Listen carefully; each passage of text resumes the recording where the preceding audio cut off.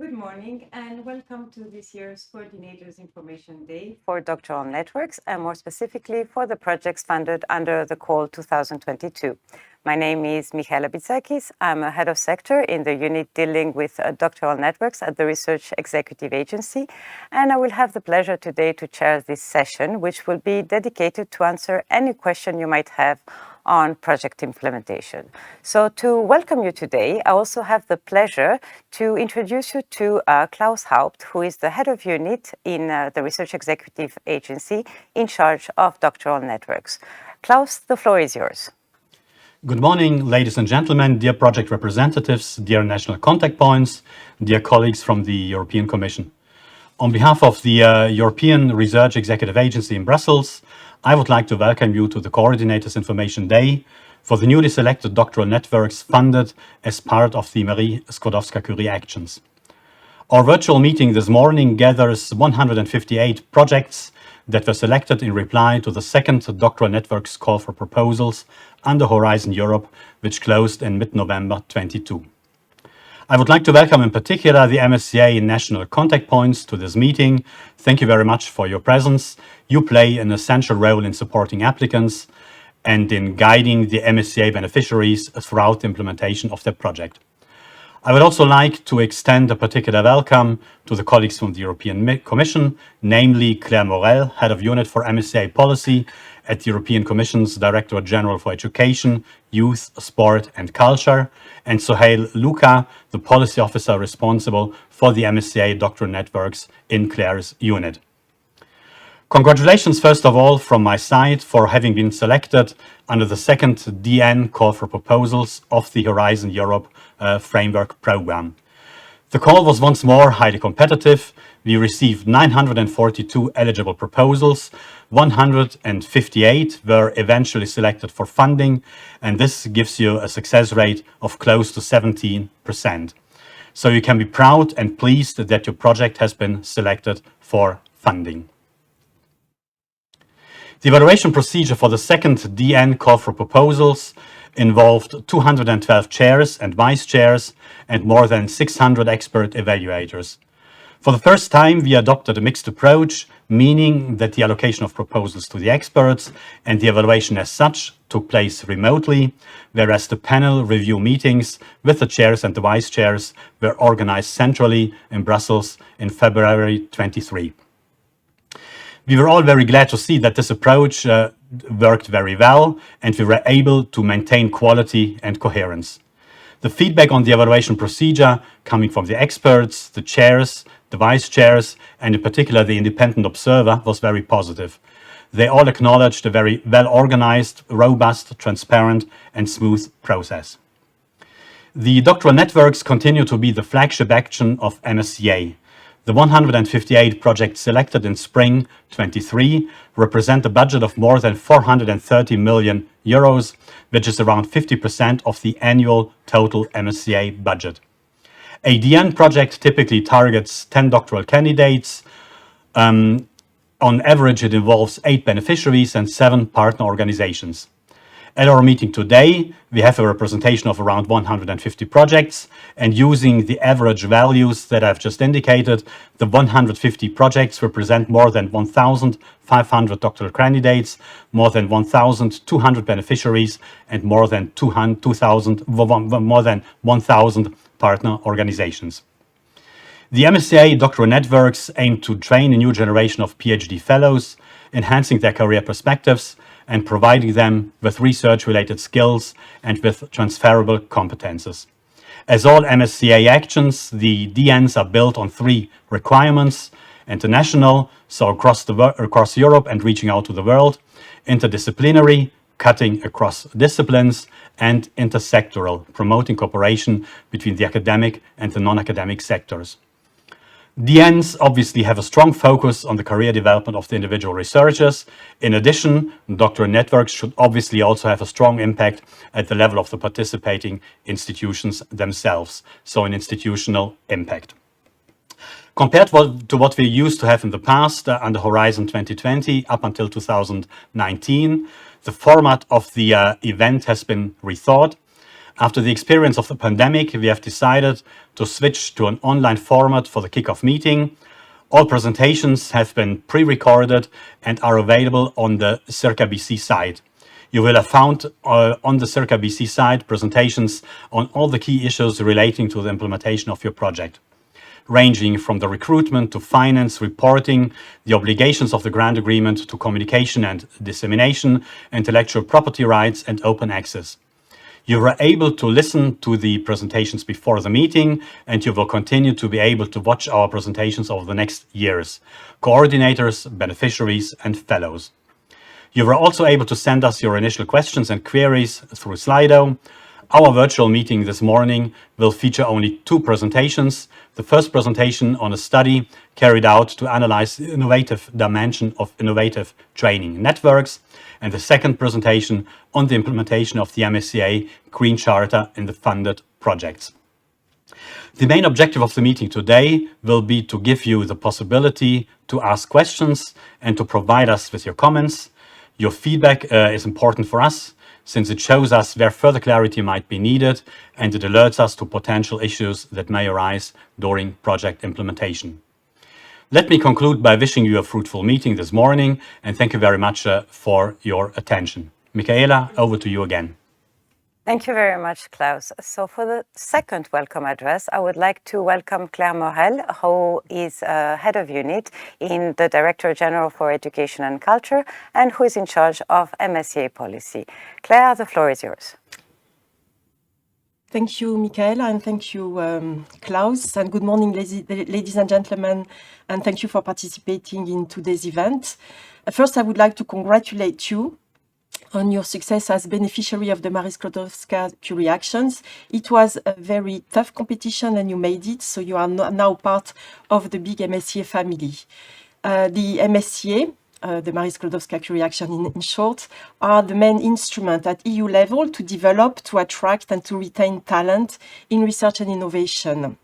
And we at the European Commission have designed the MSCA in a way that it fosters excellence, that it promotes international, intersectoral and interdisciplinary mobility and cooperation, this you've heard, and it prepares as well fellows to be well-rounded researchers, not only for the academic, but also for a non-academic career. And these features were introduced by design in order to achieve wider objectives of the European Union for its competitiveness, sustainability, equity, and international cooperation. And your project will play a crucial role as a building block of these wider EU strategies. So with Horizon Europe, we have introduced a few new features, such as the Green Charter, you will hear about it, which is a code of conduct to minimize the environmental impact of the research activities. We have also introduced supervision guidelines to ensure that the researchers that receive adequate supervision throughout the duration of their research projects. And these 2 examples came on top of many other tools, many other principles, which together form the personality of the MSCA, and they were gradually developed through time. 2 years ago, we celebrated the 25th anniversary of the MSCA, which shows that this is a program with a long history. It's like these principles include fair and transparent recruitment, transferable skills, career development plans, open science, equality, inclusion, and building sustainable links among research and innovation partners within Europe and beyond. And within this context, let me highlight the structuring effect of the MSCA, that is to say the positive impact that the program has on your institution, the lasting impact that goes beyond the lifetime of your project. It's the impact on the academic and on the non-academic organizations that are involved in widely spreading excellence, in setting standards for high quality training programs. It's also the impact in terms of the global attractiveness, the global visibility of your organization, of all organizations which are participating in the program. And I like to think that the MSCA Doctoral Network projects that you receive will help you further your roles as pioneers in your institution, championing progressive structural improvements in the way the training, the mobility and the career development of researchers are being organized in your organizations. I also would like to encourage you to reach out to society in a broad sense, to share the experience and the positive outcomes of your projects with citizens, with non-academic institutions and with policymakers. You might have heard of one MSc action, which is the European Researchers' Night, which is the largest European science communication event that we organize every year at the end of September. And you might be interested in applying for it, or you might want to join an existing project for the European Researchers' Night that would allow you to promote your research to society at large. We always try to improve the MSc actions, from both the strategic and the implementation point of view. We regularly receive input from you, from project partners, from the national contact points, from the EU member states representative, and we regularly update and try to improve the program.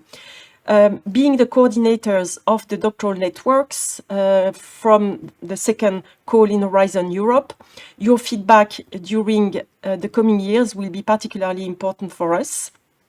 And in particular, because we are already starting reflection on the future European framework program for research and innovation. So any idea for a proposal for improvement will be very welcome. In addition, it's also important for us that the researchers that you will recruit complete the end of fellowship questionnaire. So I would really like you to promote these questionnaires, as well as the follow-up questionnaire that comes 2 years after the end of their fellowship. It will allow us to monitor the delivery of the objectives of the MSCA Doctoral Networks. So I'd like to congratulate you once again and wish you every success in the implementation of your doctoral project for the benefit of the young researchers, for the benefit of your institution, the partner institutions, as well as the European society and the economy as a whole. And on behalf of the European Commission, I thank you very much and I wish you a very fruitful meeting. Thank you. Thank you very much, Claire and Klaus, for your welcome addresses, and congratulations also from my side. So as you can see, I have been joined in the studio by Audrey and by Julien, who have kindly agreed to be here with me today to answer any question you might have on project implementation. And before giving you some practical details on how the event will be organized today, I would like first to give them the floor so that they can introduce themselves. So Audrey, maybe a few words about yourself? Thank you, Michaela, and good morning, everyone. So I'm Audrey ARFI, Head of Sector in the unit dealing with MSCA Doctoral Networks in the European Research Executive Agency. Thank you, Audrey. Julien? Good morning to everyone. So I'm Julien GIORDANI. I'm the co-coordinator for the Doctoral Networks in the same unit as Michaela and Audrey and Klaus. Thank you very much, Julien. So now that the presentations are done, I would like to give you some practical details on how the event will be organized. So as I said before, the purpose of the event is to actually answer any question you might have on project implementation. So to ask your questions, you need to use Slido. And the website to connect to Slido is www.slido.com, and the password to access the event is #DNInfoDay in one word and capital letters. Or if it's more easier for you, you can also use the QR code which is displayed on the screen. So you had the opportunity to watch the pre-recorded presentations more or less 1 month ago, and some of you have already submitted a number of questions in Slido. So we will start by answering those. Then we will open the floor for additional questions. So if you go to Slido, you will see that we have also created 4 different rooms. One is for recruitment, one for reporting, one for finance, and the other one is for any other question you might have. So when you post your questions on Slido, please do try to respect the appropriate room. It will make it easier for us to follow up on the questions. So from past events, what we all have also noticed is that we received quite a lot of similar questions. So unfortunately, we will not be able to answer all of them live. We will only answer one. but we would recommend you, if our answer is a bit too generic, to contact directly your project officer. And the same applies also for questions which are very specific to a project. So again, we will provide you with an answer, but if it's too generic, again, please do contact your project officer. Finally, one last thing. We have actually planned quite a lot of time to answer your questions. Most probably we won't have time to go through all the questions. But I wanted to reassure you, we will reply to all the questions after the event, and we will publish them on Circa BC. And of course, we will notify you once the document is available, and you can consult it at your own convenience. So now that I have gone through all the practical details, and before starting the Q&A session, I would like to give the floor to Audrey, who will present you with the results of a newly published and peer-reviewed study, which was conducted by RIA in collaboration with DG EAC on the innovation aspects of the innovative training networks under Horizon 2020. She will also give you some recommendations and conclusions, which we hope that you will find useful for your own project implementation. So, Audrey, the floor is yours. Thanks a lot, Michaela, and I'm very happy today to have this opportunity to give you more information and more details about this study on the innovative dimension of innovative training networks under H 2020. And this is a typical example of what all your project can achieve overall, and also in line with all MSCA objectives. So just to start,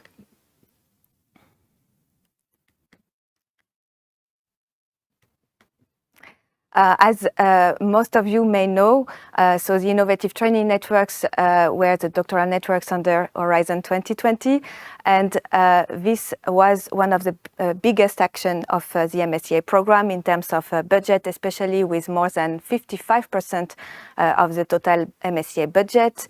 Overall, under H 2020, we financed 1,035 projects who recruited more than 12,000 early-stage researchers with a mix between European industrial doctorates, representing 15% of the total, European joint doctorates, above 7% of the total number of projects, and the rest of European training networks. And on average, one project would typically have almost 9 beneficiaries, 4 partner organizations, at least 1 SME, recruiting between 11 and 12 early-stage researchers, and with an average budget of 3.35 million euro. So you can see that with all these projects, we have a potential goldmine for success stories, but not only, for generated innovation as well, and best and innovative practices. So this is the starting point of our study, and this was the first part of the rationale for this study. We thought that being the biggest budget, being the biggest action with the biggest budget of MSCA program, we should give more visibility to this action, and also to the innovative aspects of the ITNs. Of course, one important and crucial issue is also to be able to measure the impact of what you're doing. And in order to further improve the program, it's important to monitor what is achieved within all those funded projects. So that's why we saw that we needed to have a kind of way to systematically track and analyze the generated outputs of all our projects. So we had several objectives for this study, and the main goals were 3 different objectives. So the first one was to propose a practical methodology for tracking innovation in all our ITN projects. We also needed to collect and present the most relevant innovative elements that we found in these ITN projects, and finally to be able to draw some useful conclusions and recommendations in order to further enhance innovation generation in future funding actions, and also to further improve the program policy-wise. So the first question that we had was how to track innovation in our ITN projects. And first of all, we had to identify the appropriate population. So we could not analyze the entire portfolio of the 1,035 project under H 2020, but that's why we wanted also to restrict it to more mature projects in terms of innovation results and possible outputs. And that's why we limited the study to the call from 2014 to 2017 under H 2020. Secondly, we had to identify the nature and the type of data that could be collected in all our projects. And as you may know, if you're used already to the reporting of the projects in ITN and in MSCA in general, we have a lot of structured data that we can collect quite easily, but we have also a lot of unstructured data. We needed to propose and define the appropriate indicators that we could be used in our study, not only focusing on quantitative indicators, but also on qualitative indicators. And finally, to propose the method to collect and analyze the most appropriately this data in an automated way or sometimes also manually. So in this study, we were able to produce 3 types of outputs. First of all, a methodological approach. Secondly, an analysis of tangible innovation generated by MSCA ITN projects. And what we mean by tangible innovation is, for example, the number of patents or any other projects and really innovation-related outputs. So, for example, out of the 550 ITN projects that we have analyzed, 118 projects were flagged for this kind of tangible innovation. And finally, we also wanted to focus on wider innovation aspects, which is the analysis of non-tangible innovation, so which is the signature principles of the tangible innovation aspect we could find in our ITN projects. And then with these 3 kinds of output, we could draw some useful conclusions and some recommendations also for policy feedback purposes. So regarding the first main finding about the methodology, we managed to develop a full methodological approach that we have tested to assess the innovative dimension of the MSCA Doctoral Networks. And what is really nice to see in the study is that this methodology can be easily replicated and tested on any other EU funding research programs. In this study, using this methodology, we also confirmed the excellence and the innovative outputs of the program. And of course, this methodology will be further refined with maybe the possibility to address some of the limitation, but also to consider any future other tools that could further improve the approach. Regarding the second main output, regarding tangible innovation, interestingly, we have found that beneficiaries from the industry, especially those acting as project coordinators, are usually associated with the most innovative projects, so the 118 projects that were flagged for innovation.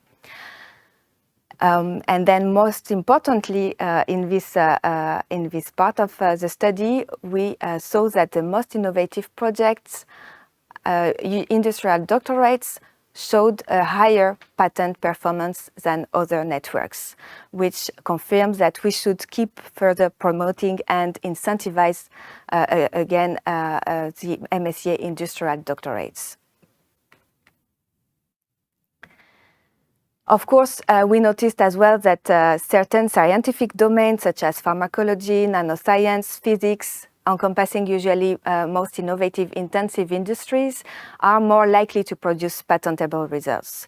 Another very interesting finding that we saw is that all those ITNs, which are training and research networks who recruit researchers at a very early stage of their research career, could be as performant in terms of innovation as the rest of H2020, which is quite an important result, since usually our projects are in terms of TRL, technological readiness level, they have a quite low TRL, but nevertheless, they could be as performant as the rest of the program, thus contributing fully to the EU innovation potential and competitiveness. We also noticed that some beneficiaries with an already established track record in participation and more experience are more successful with regards to innovation outputs. So in terms of recommendation, we found that the inclusion of those kind of innovators in a project consortium can act as a kind of predictor for innovation generation. We also noticed that the beneficiaries from widening countries are significantly underrepresented in the identified innovative projects. One of our main recommendations is also to maintain and continue the Horizon Europe focus on building capacity and broadening participation in widening countries. But of course, this should be slightly nuanced, since significant progress in Horizon Europe was done about widening countries and how to further build capacity and broaden the participation of those countries. But however, this effect could not be detected in our study, since we focus mainly on the first part of Horizon 2020. So these results may, and this trend may have shifted in the meantime. Regarding the third output about non-tangible innovation, what was interesting to see is that all the innovative features of MSCA ITN programs and the key principles of MSCA correlate fully with the tangible innovation outputs.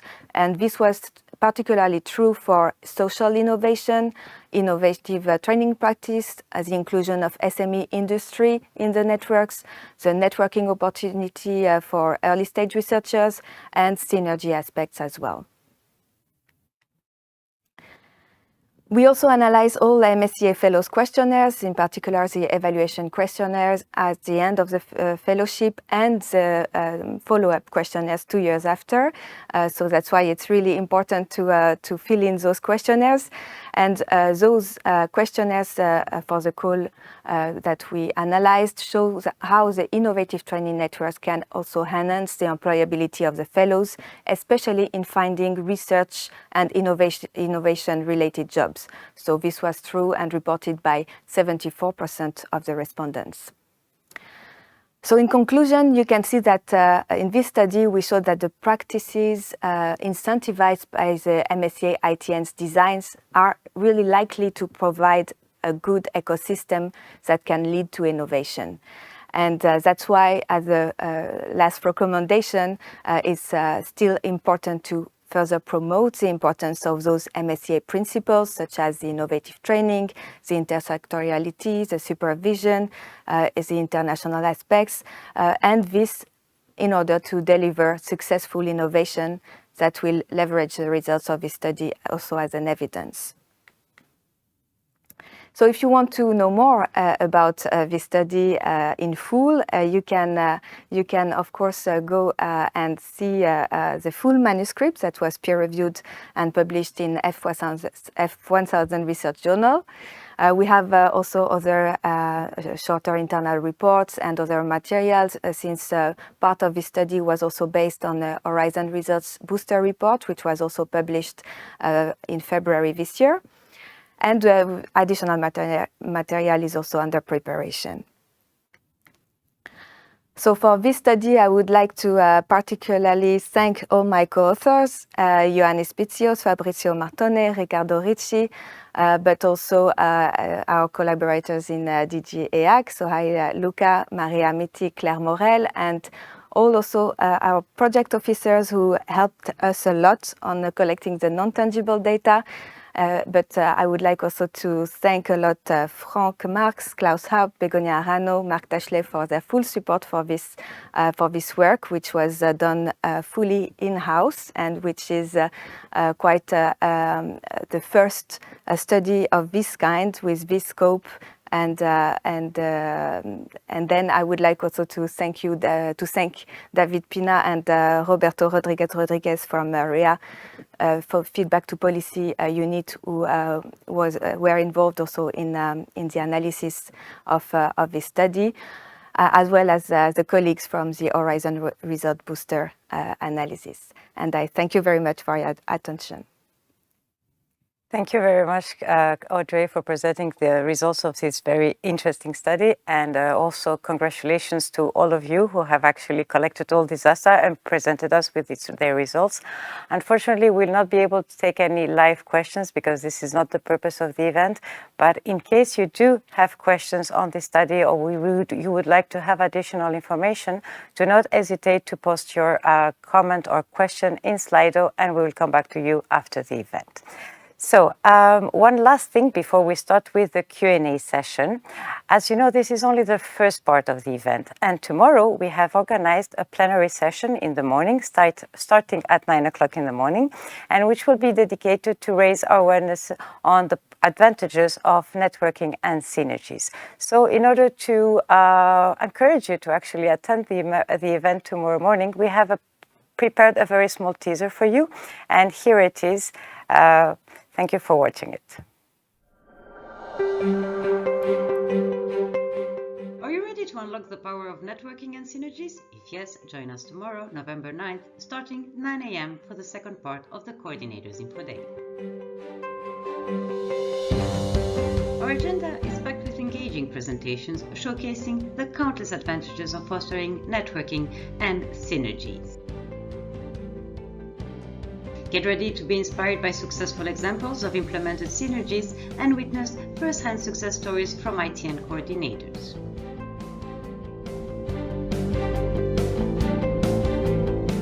We'll also give you successful examples of synergies with other EU programs, as well as additional opportunities for doctoral network beneficiaries and aspiring doctoral candidates.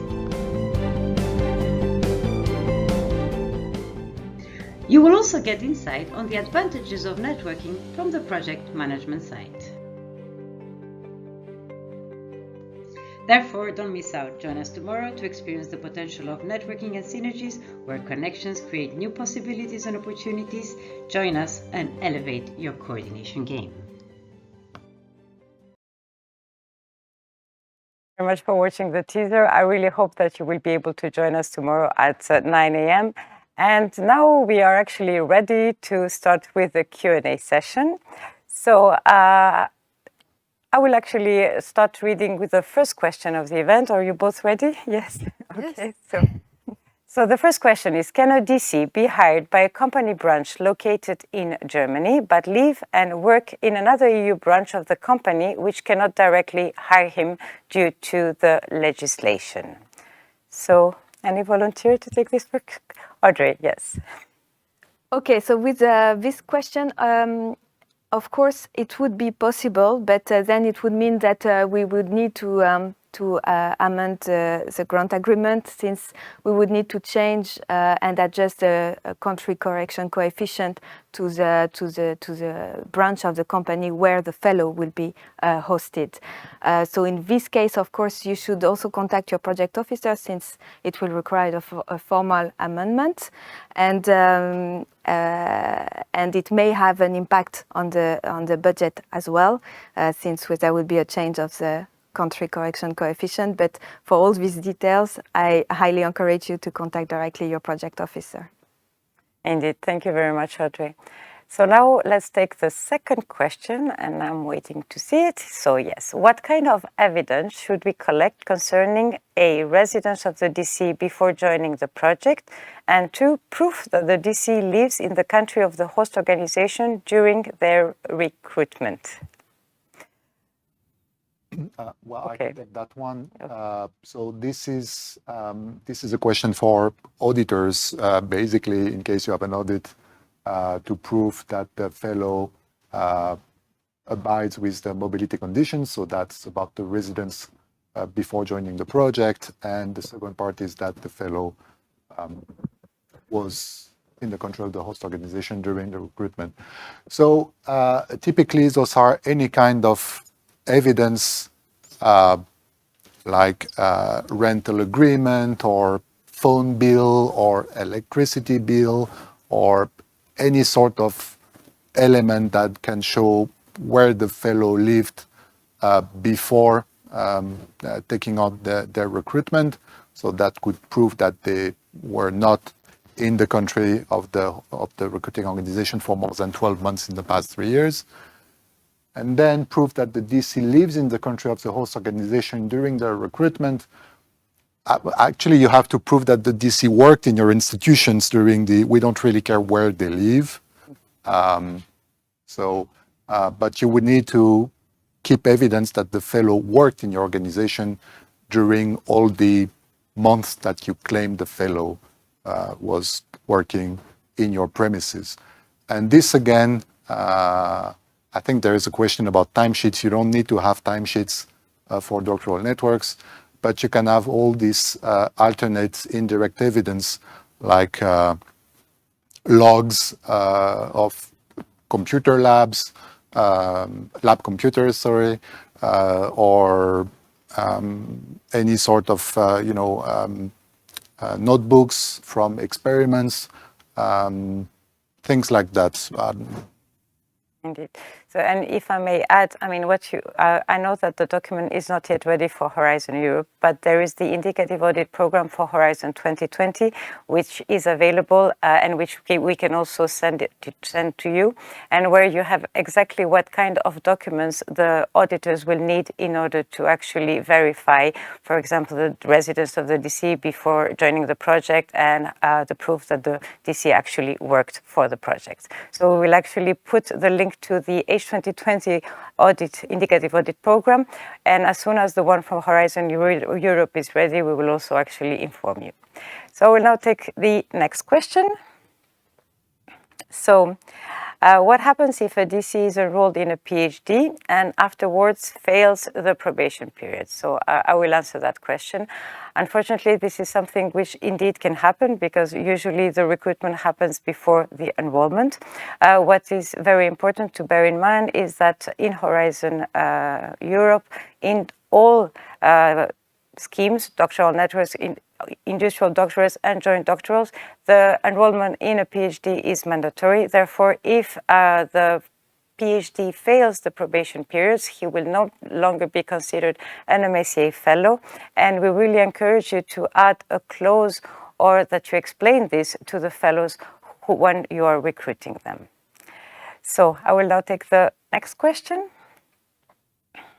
So what special rules, mobility declaration, mobility rule, evaluation questionnaire, etc., apply to fellows from employing associated partners with own funding, for example, from the UK or from Switzerland?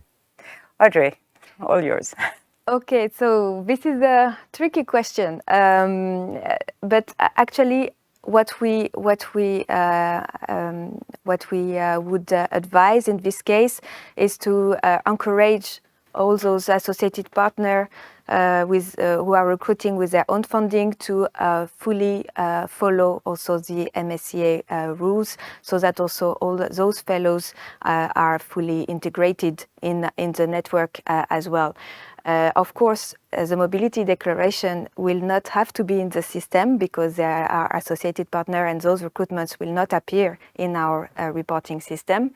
But in terms of mobility rule and other kind of rules, MSCA rules that the fellows should also fulfill, we highly encourage those partners to follow them. And I think that at least for UK recruiting with their own funding from UCRI, they need to follow the MSCA rules as well.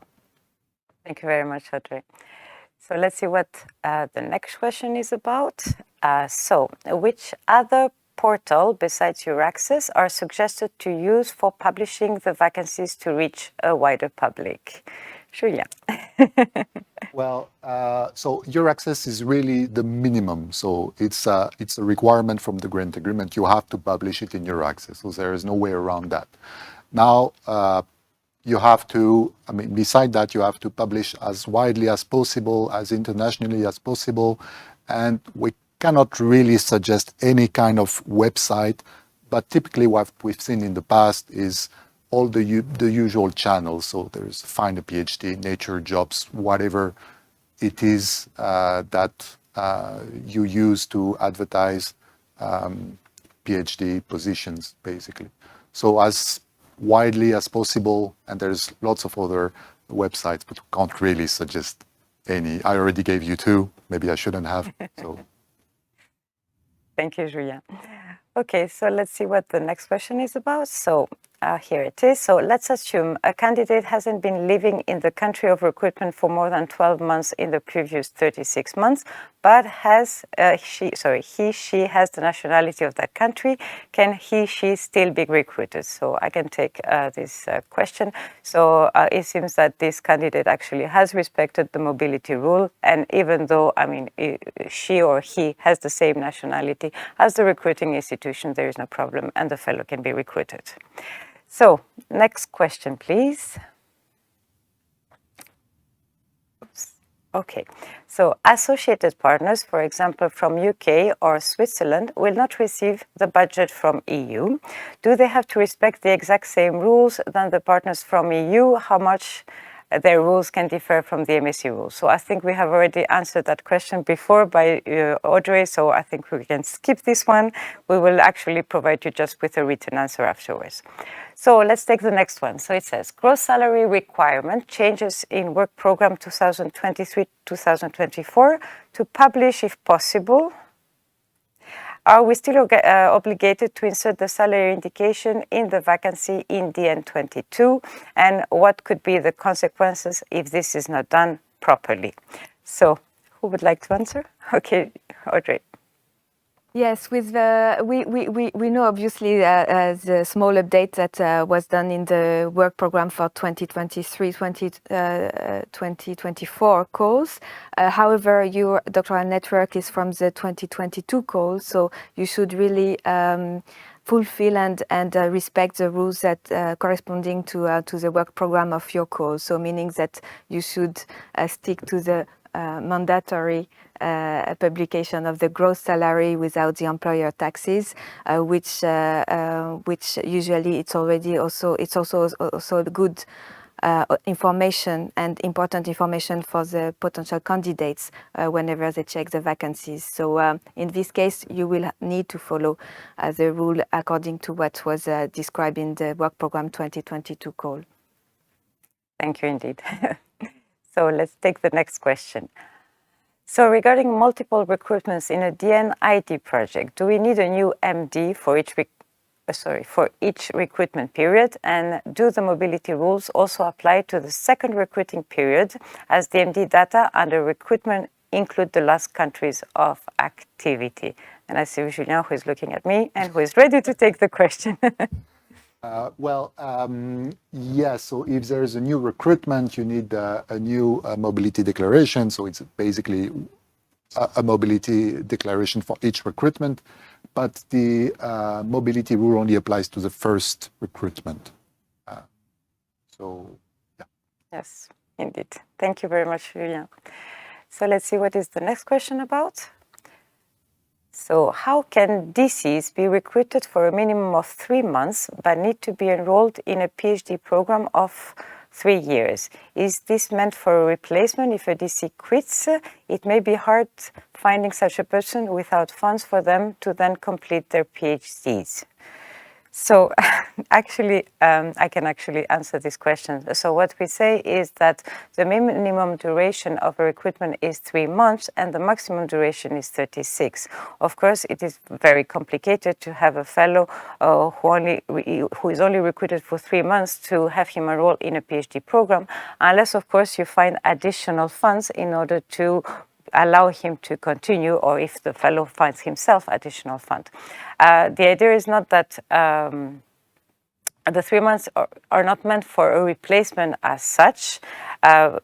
but it's the minimum conditions for cost to be eligible. And of course, it actually helps if you need to replace a fellow, but then you would need to find additional funding. I don't know if you want to add something, Audrey, Julien, on this? No.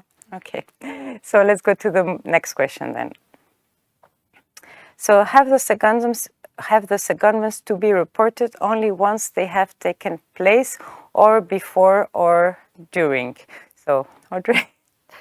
Yes, so usually best practice is to report those secondments once they took place. But of course, it's always good to also make sure that before a reporting period, everything has been updated and is fully reported in the system.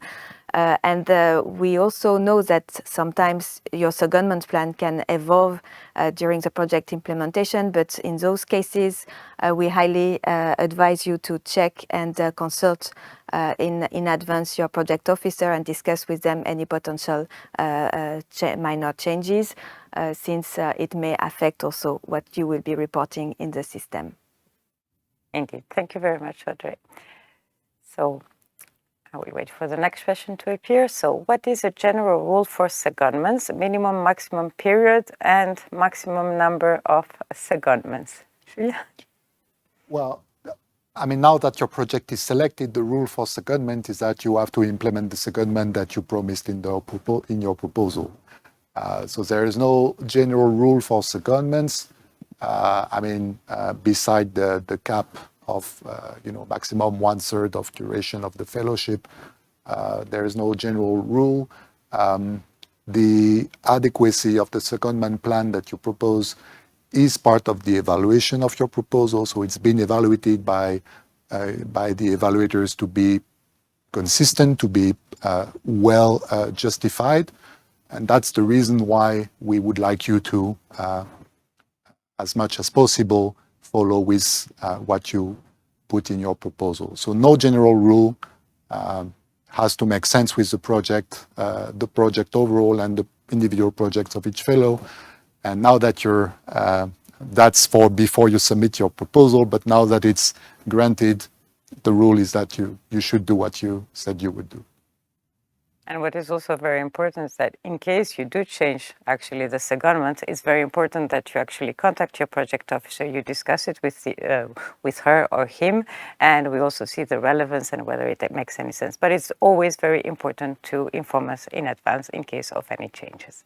You wanted to also add something? Yes, just maybe one small detail about the secondment ceiling of 1/3, which is only applying to the standard doctoral networks and not to industrial and joint doctorates. Yes, thank you for the clarifications, which is very important indeed. Thank you. Okay, so let's see what is the next question. So how to determine if DCs receive other incomes related to their research? What does other income specifically refer to? For example, if somebody is an entrepreneur and are hired by the project. Okay, so I will answer this question. So what is very important to bear in mind is that doctoral candidates need to work full-time on the projects. So this is what we mean by the fact that they shouldn't receive other income. So you cannot actually hire an entrepreneur who is continuing to work as an entrepreneur. This is not possible. And of course, other income means that another salary and part-times for professional reasons are not allowed. Part-times are only allowed for personal reasons. So, yes, we can actually move to the next question. So, here it is. What could be valid reasons for which a fellow can require part-time recruitment? So, as I said just now, part-time is not allowed for professional reasons. We can only accept part-time for personal and family reasons. And there can be many. And what is important is that you contact your project officer, you discuss the issue with her or him, and that you get the prior approval of the REA and the executive agency. So let's see what is the next question now. So what is exactly meant by working full-time on the project? Do PhD students have to work full-time employment contract, or can they be hired with a part-time contract but have to work dedicated on the project? So maybe somebody else will answer this part. Okay, I can slightly repeat what was said already, but when we mean full-time, working full-time on the project, it means really that the fellow should work 100% of the time on the project with a full-time employment contract, and that no part-time contract for professional reason is accepted, and it's not possible in doctoral networks. Thank you for clarifying again. Okay, let's take the next question then. So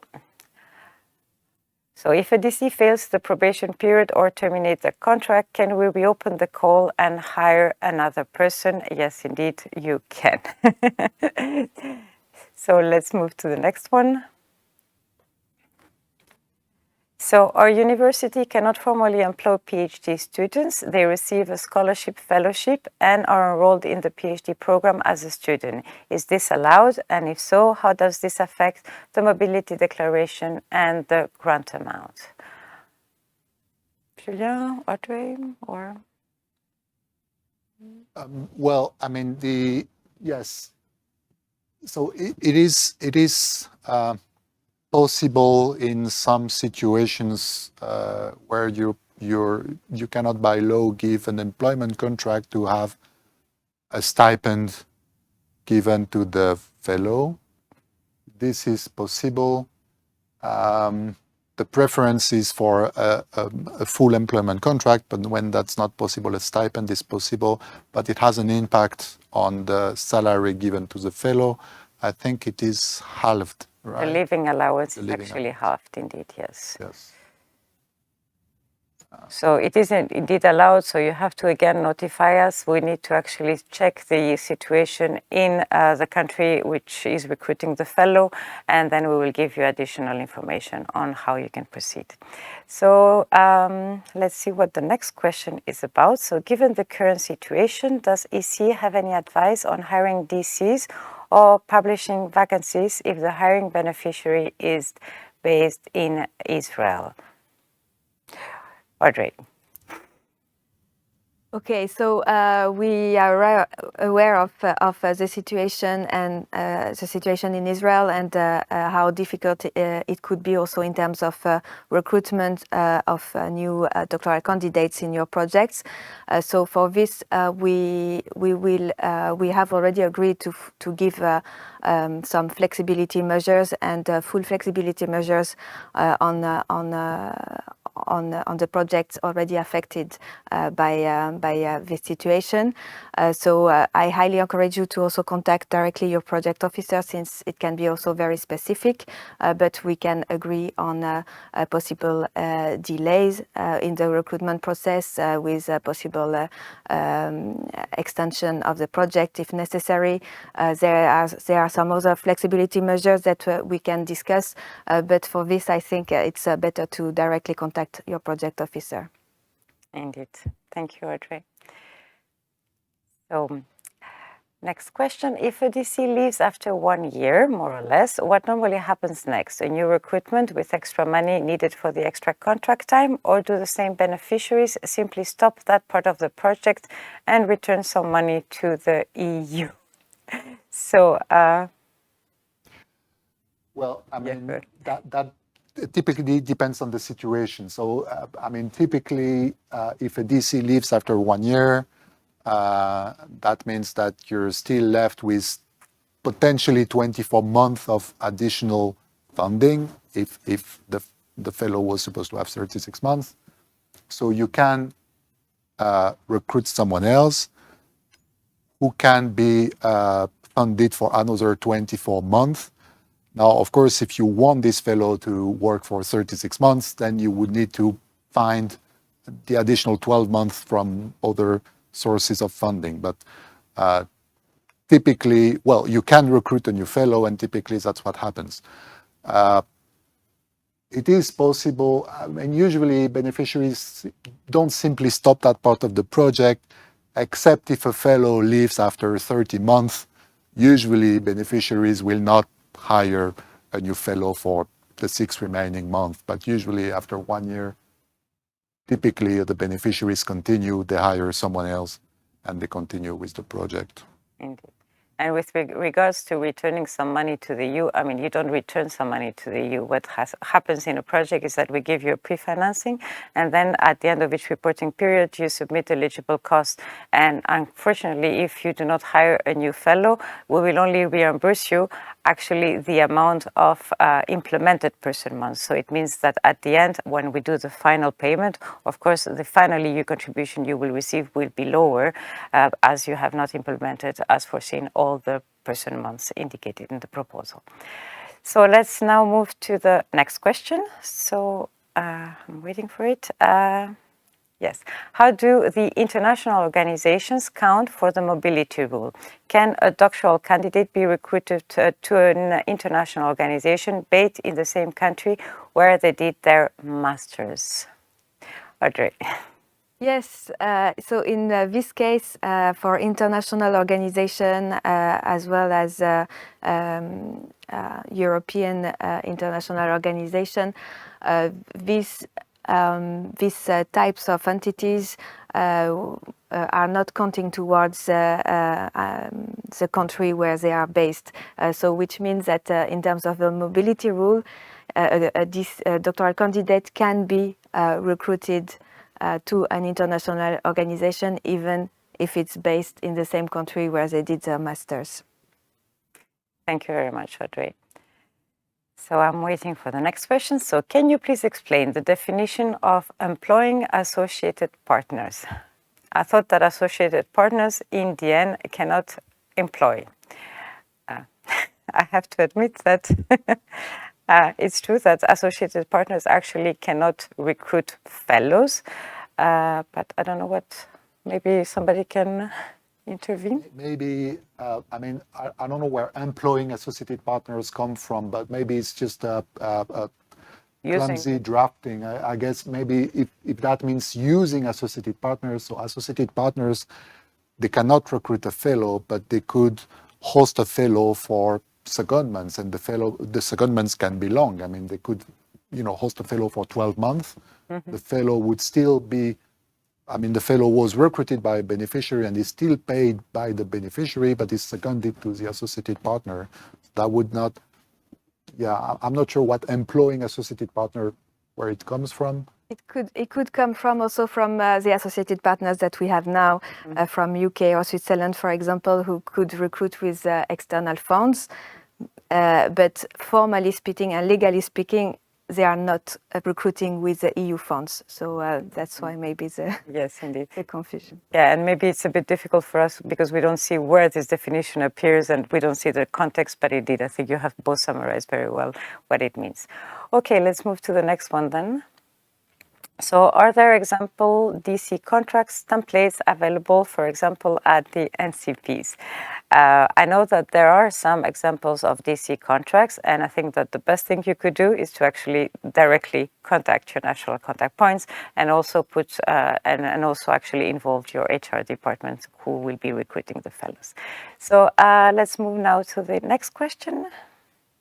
How should DCs prove that at the moment of application to an MSCA position, they have less than 4 years prior research experience? What is intended for research experience? Does it also involve work in industry not related to research? I see that Audrey wants to take this question. Go ahead. Yes, it's an easy one.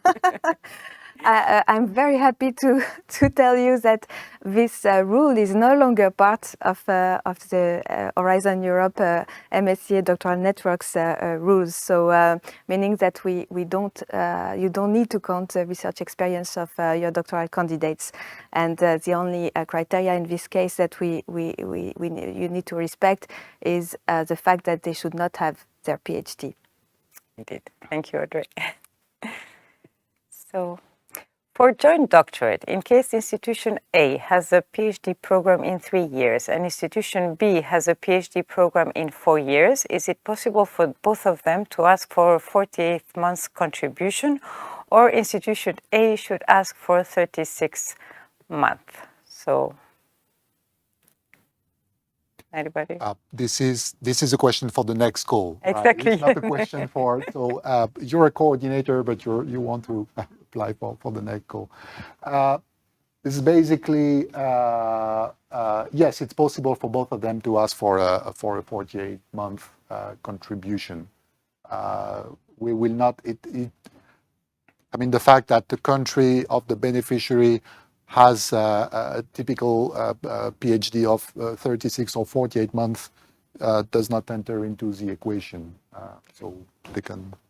If I may, maybe at least it's not something that we can easily check, but of course this will also be part of the evaluation by the expert evaluators. So it should also make sense if it will be also justified based on the individual research projects that the fellow will have in case the PhD should last only 36 months compared to 48. And just to remind you that you have for the next call for 2023 for joint doctorates, there is a global and total envelope of 540 person months, which means that some beneficiaries might use the 48 person months, but some others might need to use the 36 as well. Thank you for the clarification. Okay, let's see what is next. So can DCs do demonstration teaching within the university that they get paid for example, for 4 hours per week during semesters? So I will answer that question. I mean, this is allowed. I mean, demonstration teaching activities are allowed as long as they don't jeopardize the main research project of the fellow. And actually, it will depend also on what is required, because actually, in some cases, teaching activities are required in order to obtain a PhD. So it will depend actually on the institution who is recruiting the fellow. So we cannot, yes, that's why we cannot say, yes, it's okay for 4 hours or not for 4 hours. So let's look at the next question. So I'm already PhD students, funded my university. Can I apply for Marie Skłodowska reactions, offer funding for PhD? Yes, go ahead, Audrey. Okay, so this is an interesting question, and nevertheless, there will be two main issues in this case. So the first one is that you should make sure to be able to fulfill the mobility rule as a doctoral candidate for MSCA position. And the second main issue would be also in terms of the recruitment process. So you need to respect and to organize a fully transparent, open and merit-based recruitment process. So in that case, in case of an audit, we will really check if it was the case, and your employer will have to really prove that you were the best candidate and there was no conflict of interest, and that the recruitment process was appropriately performed. Thank you, Audrey.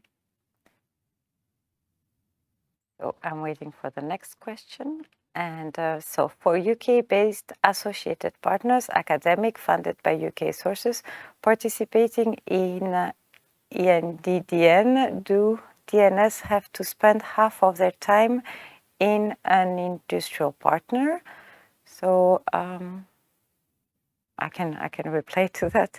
So as we said before, actually, even though we encourage UK associated partners participating in the end projects to follow the rules, there is no obligation as such.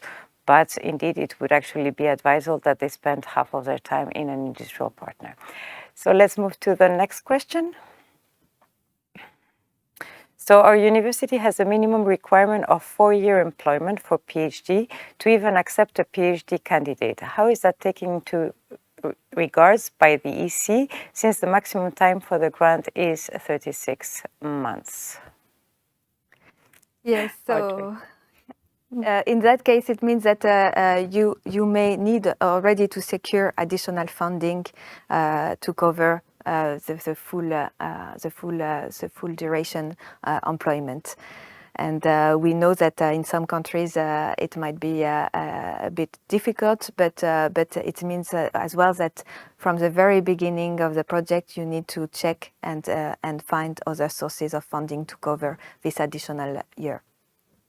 Thank you very much, Audrey.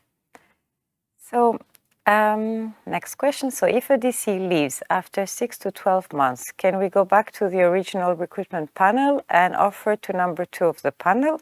Also, if a new second recruitment run is needed, does the mobility rule for DCs still apply? Yes, Julien? I can take this one.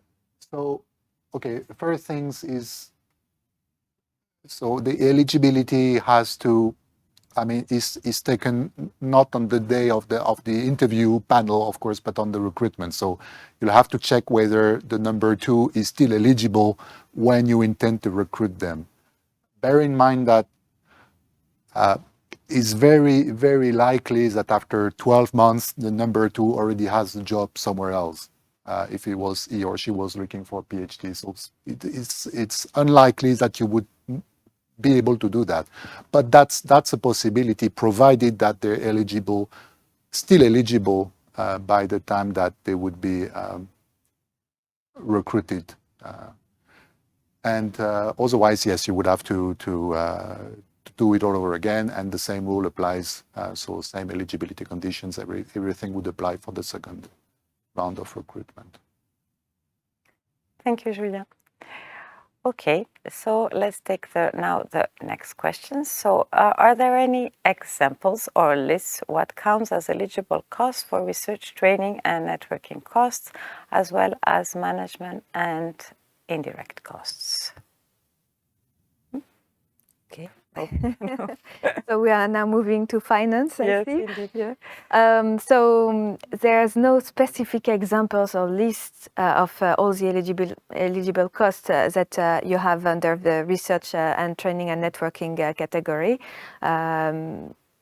Or management indirect costs, because we are working now with unit costs, and we don't have a real cost, so we'll not check and ask for a cost breakdown in these categories.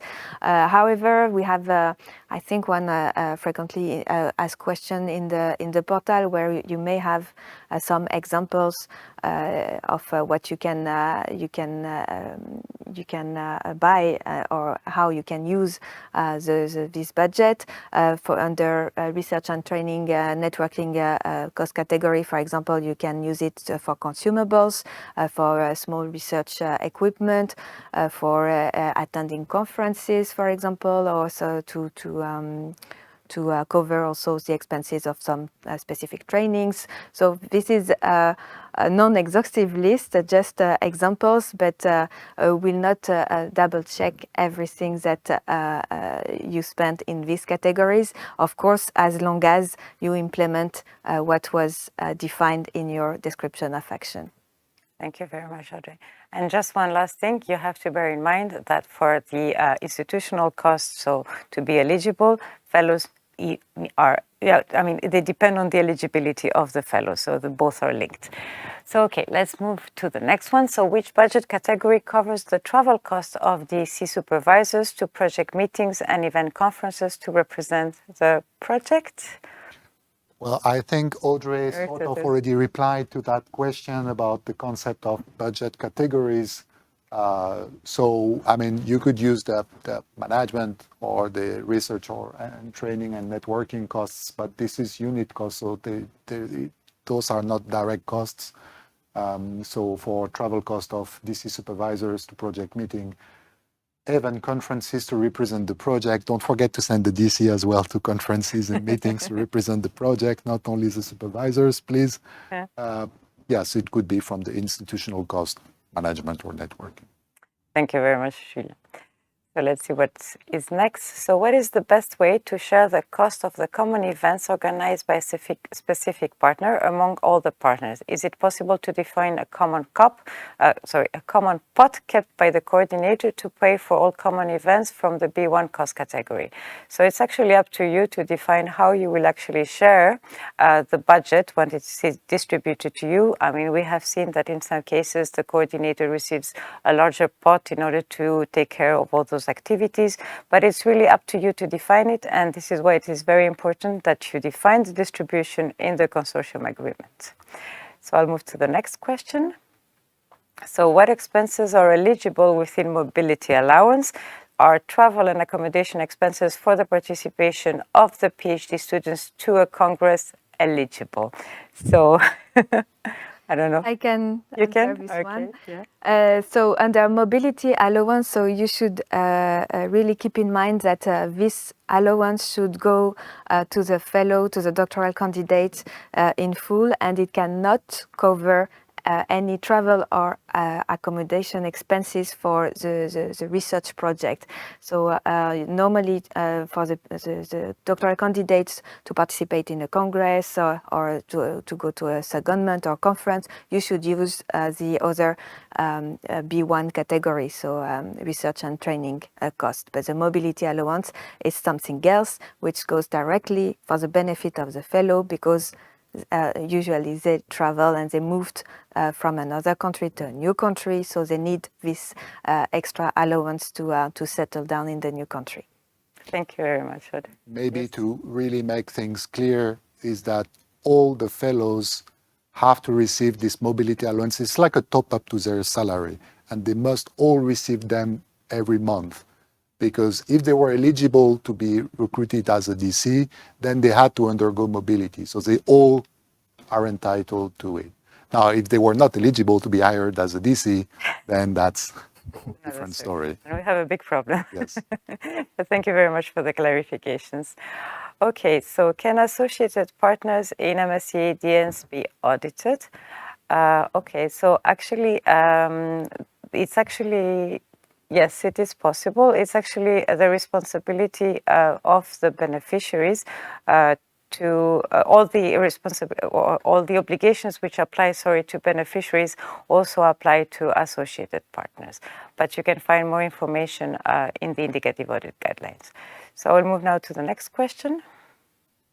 Are doctoral tuition fees eligible costs, and can they be reimbursed to doctoral researchers?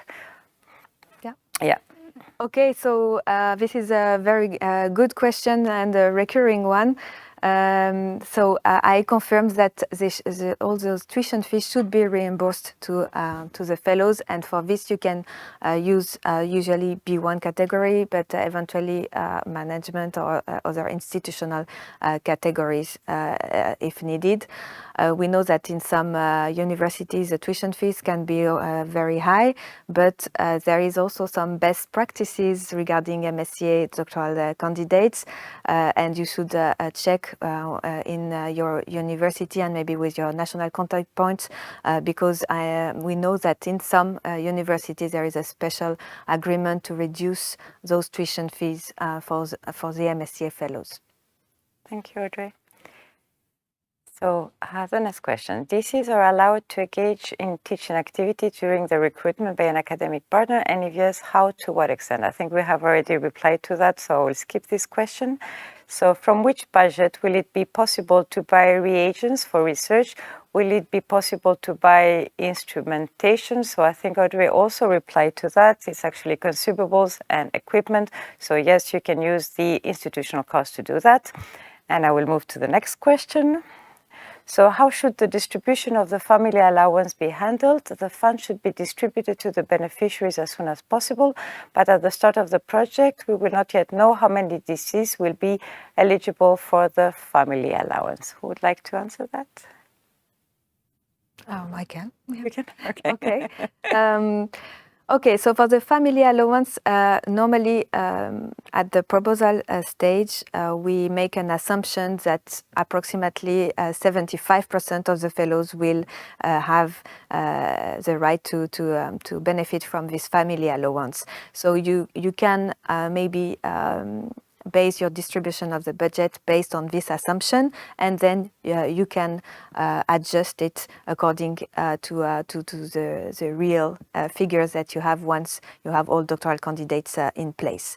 Of course, what is important to keep in mind under Horizon Europe for doctoral networks is that the family allowance status can evolve during the project implementation. So meaning that if at the beginning, at the recruitment, a doctoral candidate didn't have any family allowance, if the situation changes during the project implementation, it will be now possible to request the family allowance during the project implementation.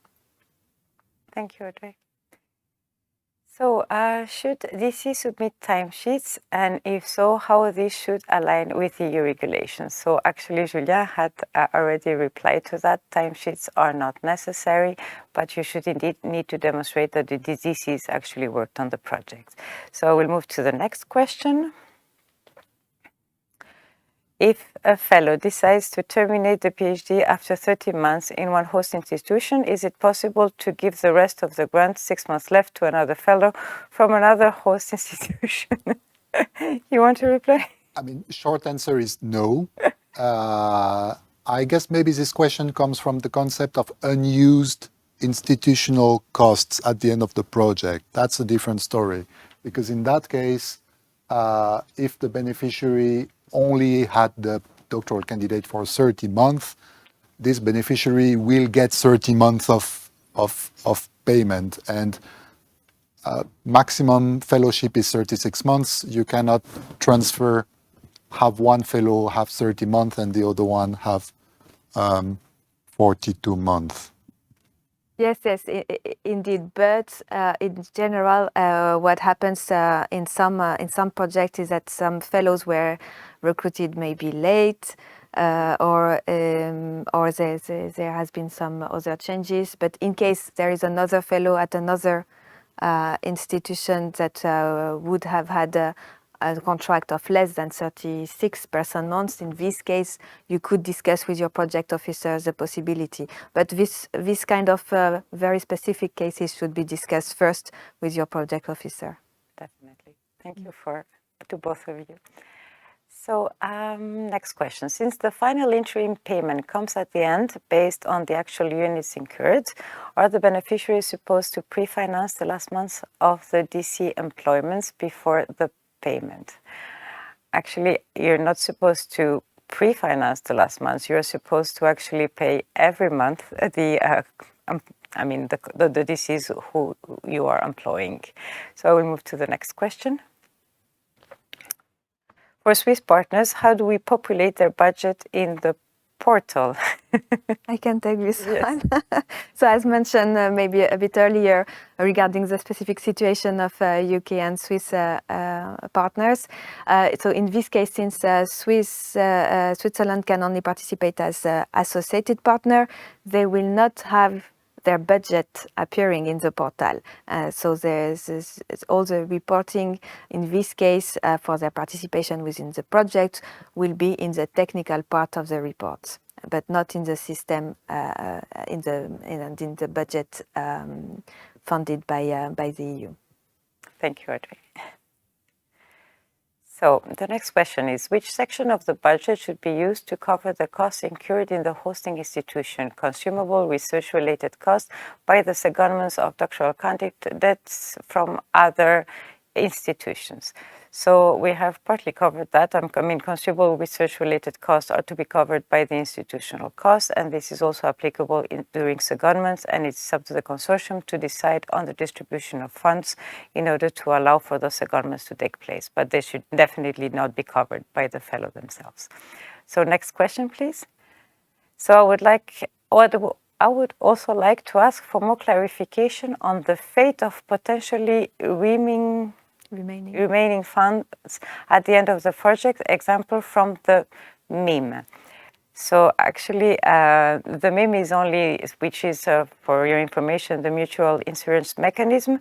Actually, when we give you the pre-financing at the beginning of the project, 5% goes to the MIM. And at the end of the project, this MIM is released back to your project in order to cover all your incurred and eligible person months. So next question. If the budget for living costs exceed the host university regular salary for a DC, can the cost be allocated over a longer period, or is it mandatory to give all DCs the exact amount defined by the EC? Audrey. Okay, so so there's no exception to that. You should really and you must follow the MSCA rates, and this is the minimum that you can give to the doctoral candidates. Of course, in some countries, we know that this would be the opposite situation compared to the question, where you may need to top up the doctoral candidate salary to reach the national standard salary levels. But the other way around is not possible. You must really use the MSCA rates. Thank you, Audrey.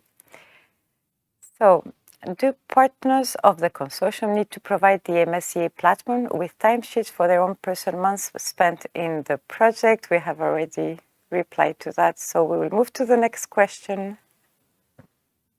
I think maybe this was about the supervisors and not the DCs, maybe. Okay. I don't know. You can actually go ahead. If that was the question, no, they don't need to. I mean, yeah, it's the same answer to both. Yes, indeed. Okay.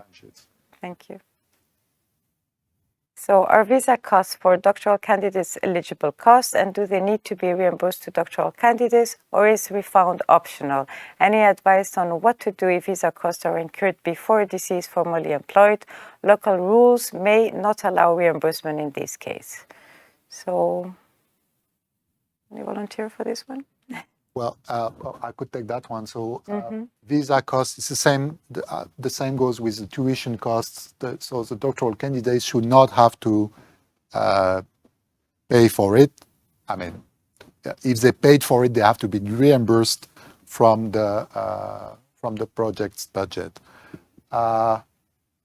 Visa costs are incurred before a DC is formally employed. If the DC had to apply for a visa in order to get the job, then they have to be reimbursed by the project. Yes, I think we have covered all the questions on this question. Okay, thank you very much, Julien. So what expenses should the recruiting beneficiary cover for the DC's long-term secondments over 6 months? So, I can take this one. Yeah, so for what we call long-term secondments of more than 6 months, we very much encourage you to also support the doctoral candidates. And if you could cover the extra accommodation or travel allowances, this would be the minimum that we would advise, since some of them most of the time need to also keep their other apartment in the host institution and then take another one in the secondment. So this, of course, there are some best practices that you can also discuss within the consortium, but we highly encourage you to support the doctoral candidates as much as possible. Indeed. Thank you. So the next question, is it necessary to provide a CFS? So a CFS is a Certificate on Financial Statements. And no, it is actually not necessary to provide a Certificate on Financial Statements since we, the MSCA, are using unit costs. So I will now take the next question. What if a partner delays the signature of the consortium agreement because they do not agree on the share of common expenses, despite the fact that they agreed in the proposal phase? So who would like to answer this question, which I think, I mean, or I can reply. I think you need to find yourselves an agreement, and it's mandatory that you do sign a consortium agreement. And I mean, I don't know if you have some other recommendations, but I mean, it's... No, you have to negotiate. I mean, basically, that's the reason also we want you to have a consortium agreement. Now, in the past, you needed to have one before you signed the grant agreement. Now, as flexibility, you can have it a bit later, but you see that this flexibility has its drawbacks because these kind of things could happen. Basically, you have to find a solution and negotiate. Exactly, yes. And if you can't find a solution, I mean, you can always come back to us, discuss it with your project officer. Depending on the specific situation, we can see what we can do, but it really is in your hands, unfortunately. Yes. Okay, so let's move to the next question. So what falls under family allowance, presence of kids, or just a spouse is enough? So, I can Yeah. take it. Okay. Yes, so you have the full definition actually in the MSCA work program. And what we mean by family allowance is, of course, in case of spouse or recognized partnership, but also in case you have a dependent child, then you are fully entitled to receive the family allowance. Okay, thank you very much, Audrey. I think this was, I will now take the last question, of this first Q&A session. So I will wait for it to appear on the screen. Oh, actually, no. I'm sorry about that. I will not take it. This was actually the last question, and we will now take a break of 20 minutes. So thank you for being us this morning. Enjoy your coffee break, and see you exactly 20 minutes. Thank you.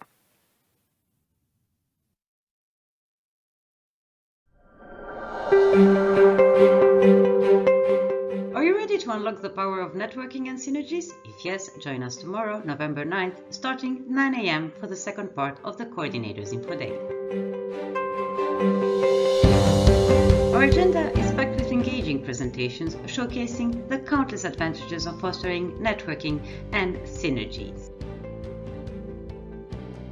Get ready to be inspired by successful examples of implemented synergies and witness first-hand success stories from ITN coordinators.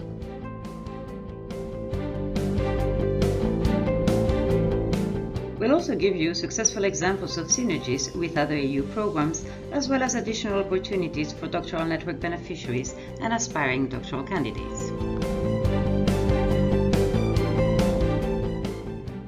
You will also get insight on the advantages of networking from the project management side. Therefore, don't miss out. Join us tomorrow to experience the potential of networking and synergies, where connections create new possibilities and opportunities. Join us and elevate your coordination game.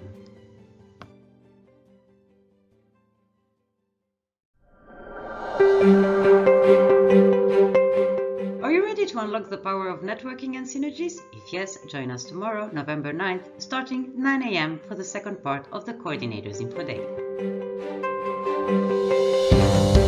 Our agenda is packed with engaging presentations showcasing the countless advantages of fostering networking and synergies. Get ready to be inspired by successful examples of implemented synergies and witness first-hand success stories from ITN coordinators.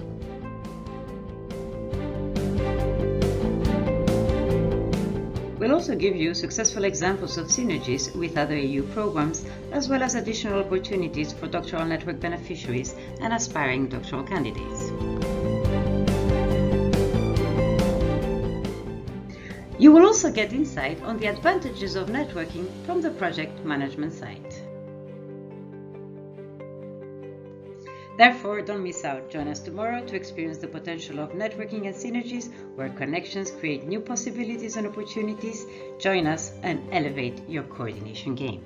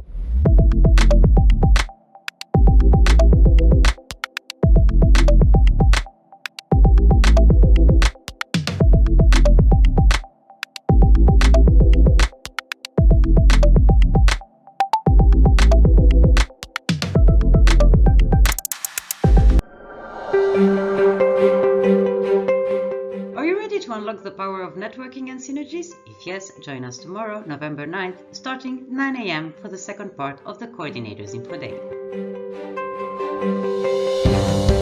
Our agenda is packed with engaging presentations showcasing the countless advantages of fostering networking and synergies. Get ready to be inspired by successful examples of implemented synergies and witness first-hand success stories from ITN coordinators.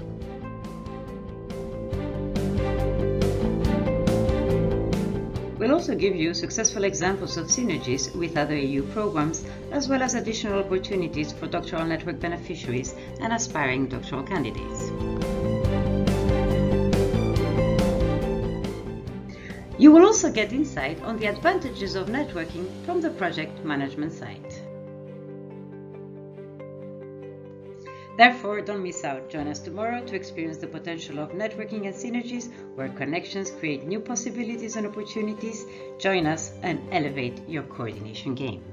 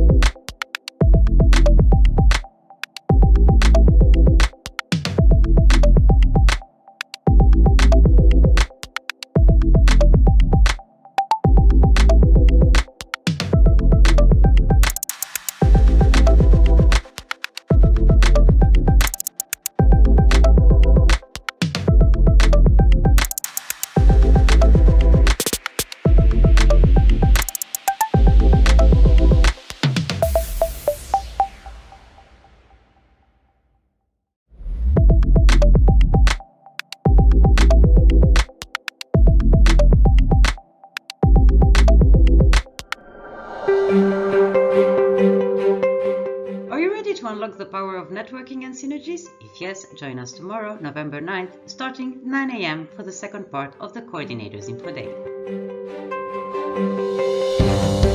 Our agenda is packed with engaging presentations showcasing the countless advantages of fostering networking and synergies. Get ready to be inspired by successful examples of implemented synergies and witness first-hand success stories from ITN coordinators.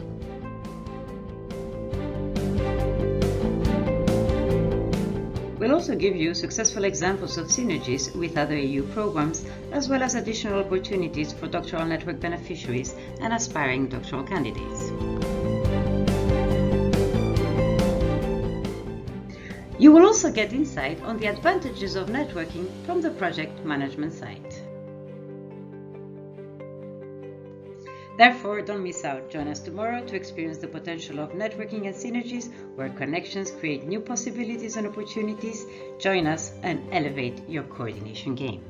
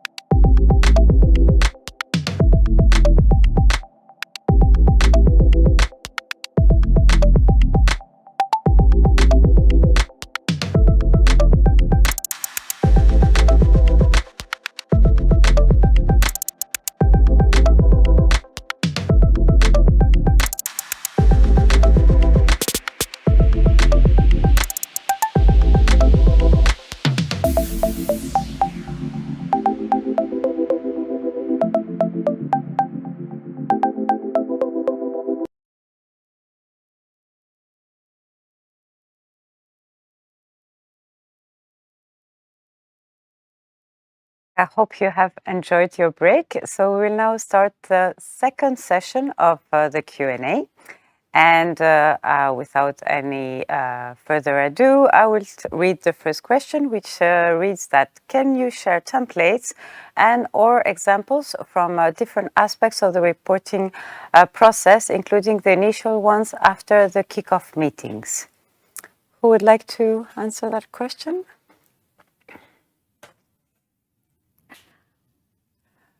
Okay. Well, I mean, there's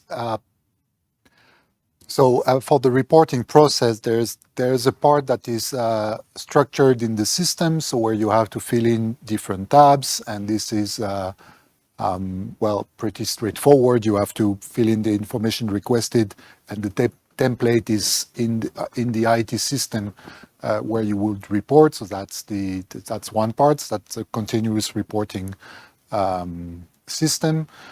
And then I guess what you mean are the templates for instance, the periodic report or the things like that. So these templates, if I'm not mistaken, they're in the funding and tender portal, but I think maybe some of them are in the IT system itself. I think in Sigma there are some links to templates that you can download in the system as well.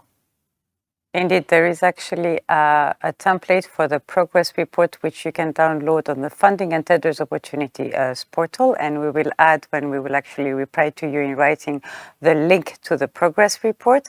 For the technical report, which is actually which has two parts, like Julien said, part A, which is filled in Sigma directly, and part B, which is actually a PDF to be uploaded.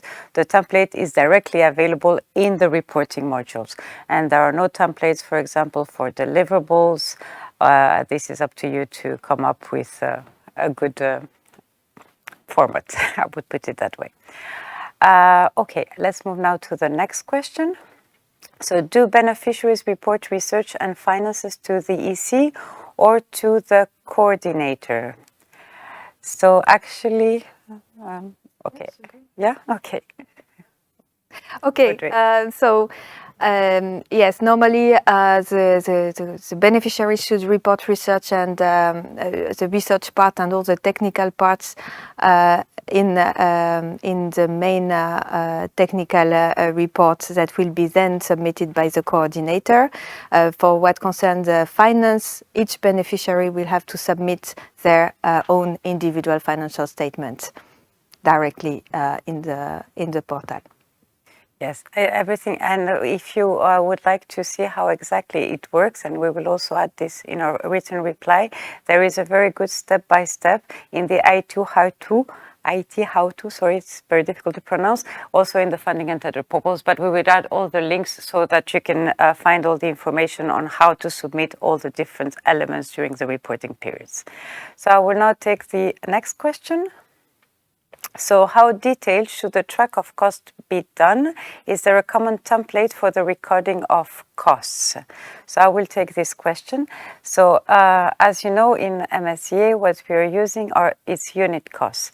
And the advantage is that for each recruited fellow, you need to submit a mobility declaration in which you will need to encode the recruiting periods. And this will automatically calculate the number of eligible person months. So at the end of each reporting period, one as a beneficiary will need to submit its eligible cost to the Commission. What will happen is that the individual financial statement will be automatically created based on the eligible person months which are encoded in the mobility declaration. Now, if you're talking about a tracking system for yourselves, then we would actually recommend you to follow your internal audit guidelines. Internal accounting guidelines. So I'll now move to the next question.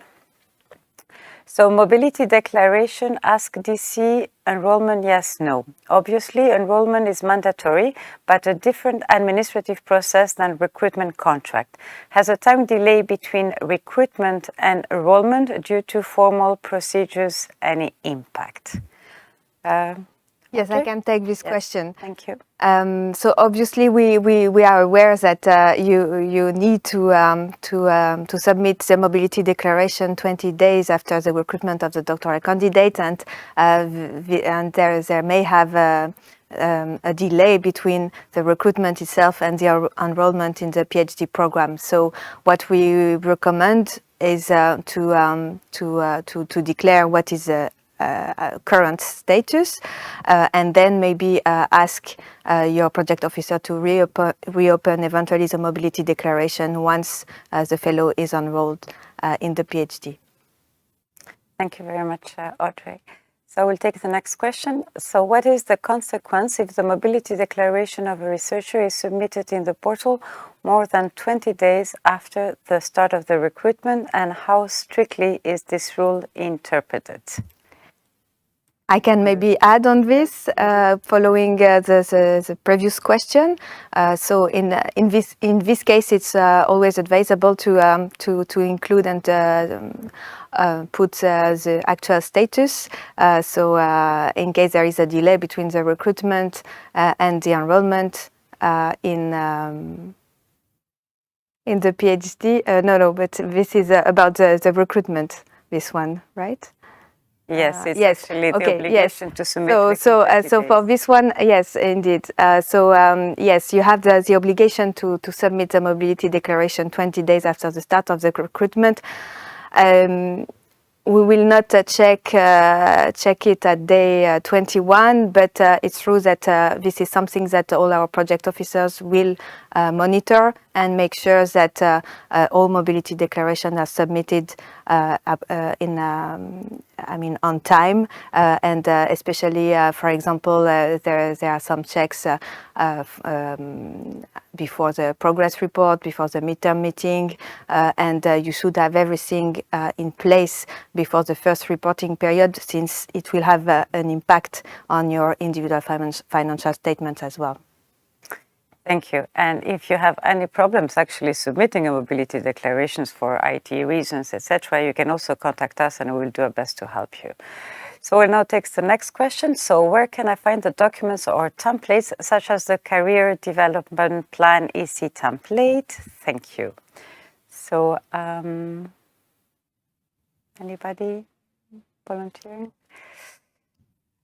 I know there was a career development plan template for Horizon 2020, but I have to admit, and I'm really sorry about that I don't know whether one was developed for Horizon Europe.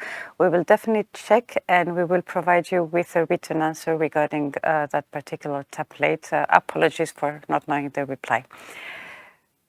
So I will now move to the next question. So how is the process for the DC evaluation questionnaire at the end of the project and 2 years follow-up?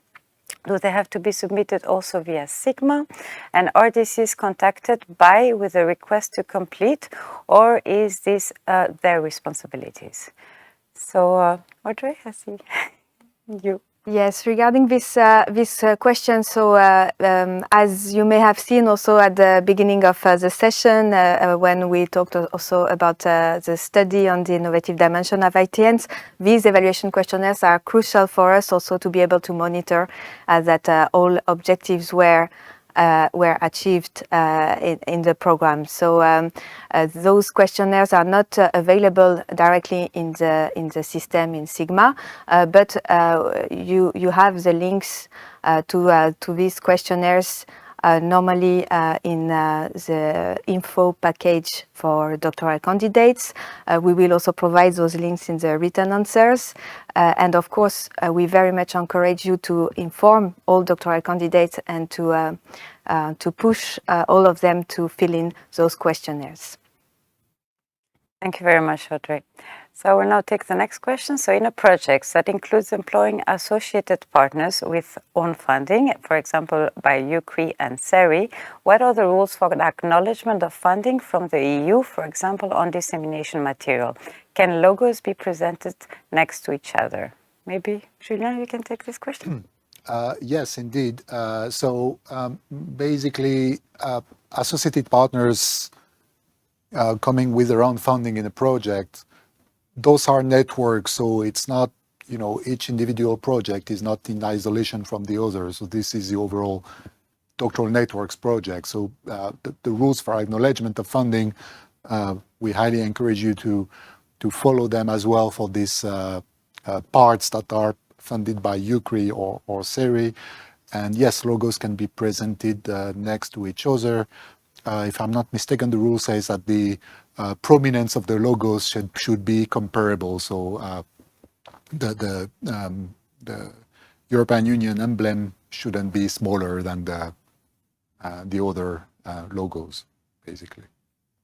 Indeed. This is exactly what it is written in the grant agreement. So let's now move to the next question. So regarding communication and dissemination, according to Article 17.3 of the grant agreement, we do not see if the disclaimer includes the grant agreement number, as it has been compulsory for H2020 projects and previous framework program. Has this changed, and could we include it?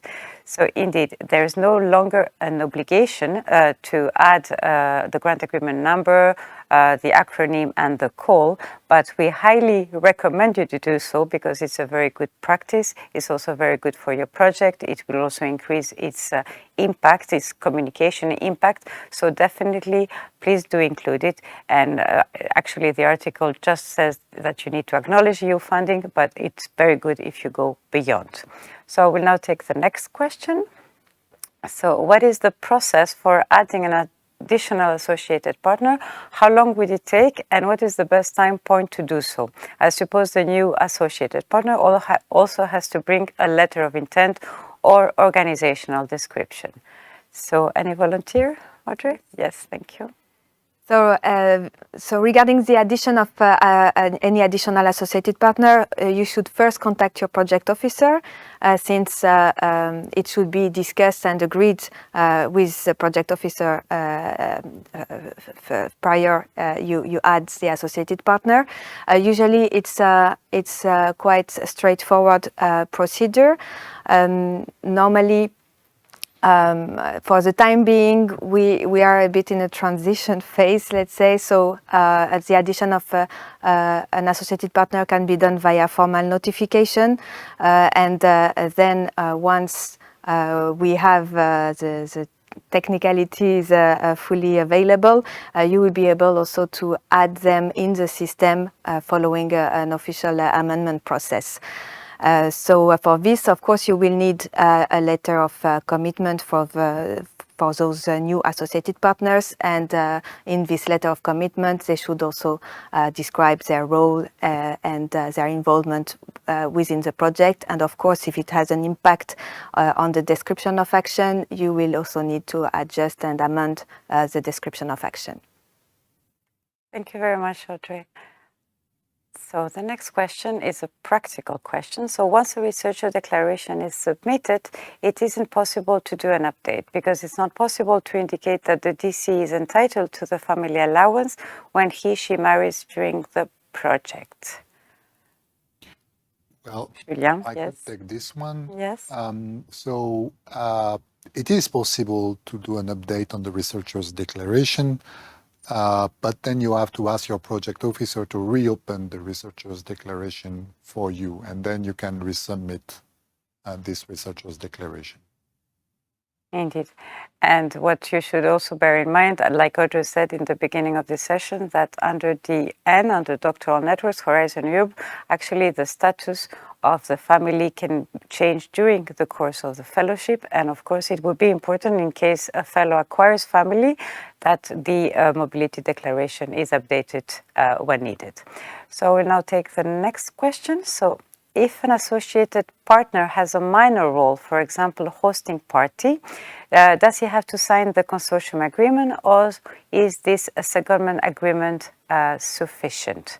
So Audrey? I can yes. reply to this one. Indeed, even if the associated partner has a minor role within the project, we highly encourage all participants to sign the consortium agreement.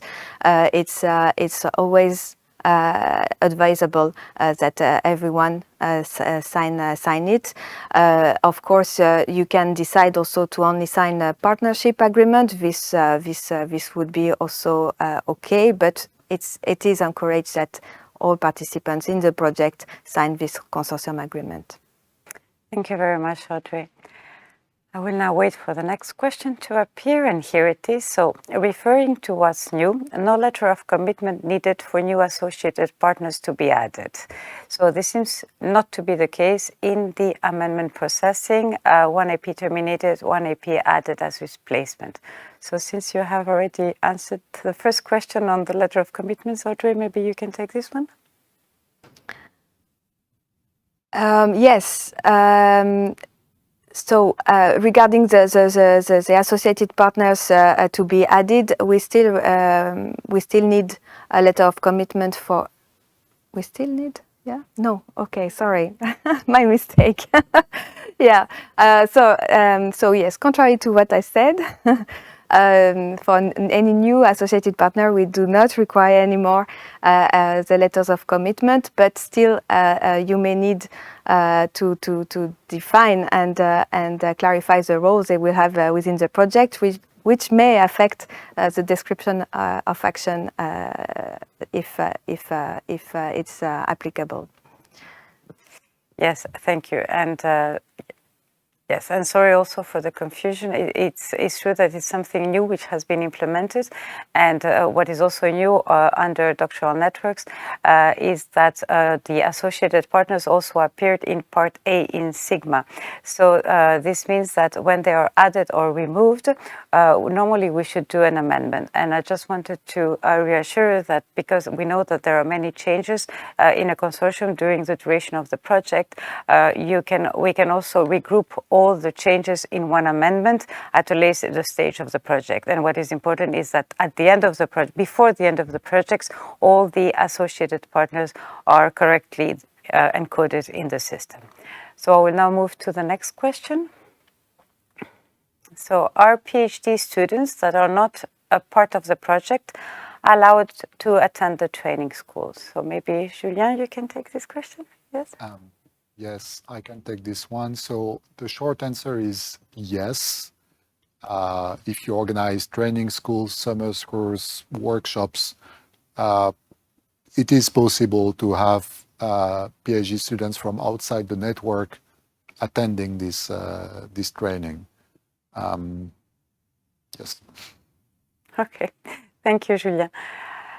Okay, I'm waiting for the next one to appear. So a reference is made to grant agreement and AGA, while in fact the unit grant agreement applies, of which, moreover, there is no annotated version yet. When will annotations become available? So you're absolutely right. We are using for doctoral networks the unit grant agreement, and it is correct that the annotated grant agreement, the draft version at least, which is available on the portal, is currently being finalized. Unfortunately, this annotated grant agreement is not applicable to the unit grant agreement, and we are currently working on a specific document for the MSCA actions. We have just revised the final version, so I think it will be available very soon. We will, of course, inform you when it is, and you will be contacted directly by your project officers with the link to where you can find it. So we'll take the next question. So what is the procedure to add extra associated partners who will host a DC for secondment? Audrey. I can take this one. As mentioned earlier, the procedure is quite straightforward. But first of all, in case of any changes in the secondment plan for your doctoral candidates, you should discuss it before with your project officer. Then you will need to add this associated partner within the system, ideally, but it can be linked to another amendment for something else, for example, and you will need to define what will be the role and the new secondment for these doctoral candidates with the prior approval of your project officer, and then it should be straightforward, so with no further letter of commitment needed per se. Thank you very much, Audrey. Okay, so I will take now the next question. So in case of a split secondment at the same beneficiary, is there a minimum stay obligation for each period? Can it be less than 1 month, for instance, 1 week? Julien, maybe you can take it. I'm not sure I understand the question, so I would pass on this one. So I can Audrey. Okay, yes, I can take this one. So of course we accept any split secondment at the same beneficiary. There's no hard rule about the minimum stay obligation for each period. It really depends on the activities that will be performed at this beneficiary during the secondment, and also according to what was described in your description of action. Thank you very much. Okay, so the next question is, MSCA DN requires working full-time on the project. However, a PhD program includes also courses and other tasks. DCs are complaining that they are sometimes overloaded with work because of that. What is your opinion about that? Well, I can take this one. I mean, yes, doctoral candidates are required to work full-time on the project, but it is a research and training project. So much like in many PhD programs, in national PhD programs, the PhDs they work full-time on their research project, but they also have to follow training and courses and things like that. So what that means is that full-time on the project is full-time on their research project and also the courses, the training that they have to follow.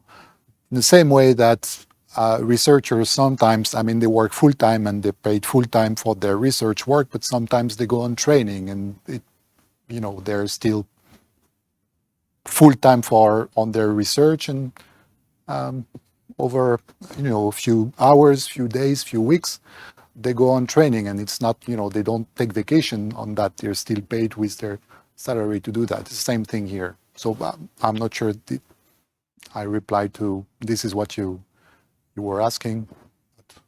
Yes, just maybe to complement the training part, and all the courses and other tasks are fully part of the training project for the doctoral candidates. So we know that sometimes it can be challenging if you add on top of that the secondment plans as well. But this is also the added value of the MSCA Doctoral Networks, and this is the plus that they can benefit from as a MSCA fellow. Thank you very much to both of you for having replied to this one. So yes, so here it is, the new one. So is there an update on the general information package for MSCA Fellows and the information note for MSCA Fellows in DNs to inform them about their rights and obligations? So I'm very happy to inform you that indeed both packages have been finalized. They are now available. We will include the links to the information packages in our written reply. And normally you should have received via your project officer the link to those info packages. If not, I mean, we will actually resend them after this event.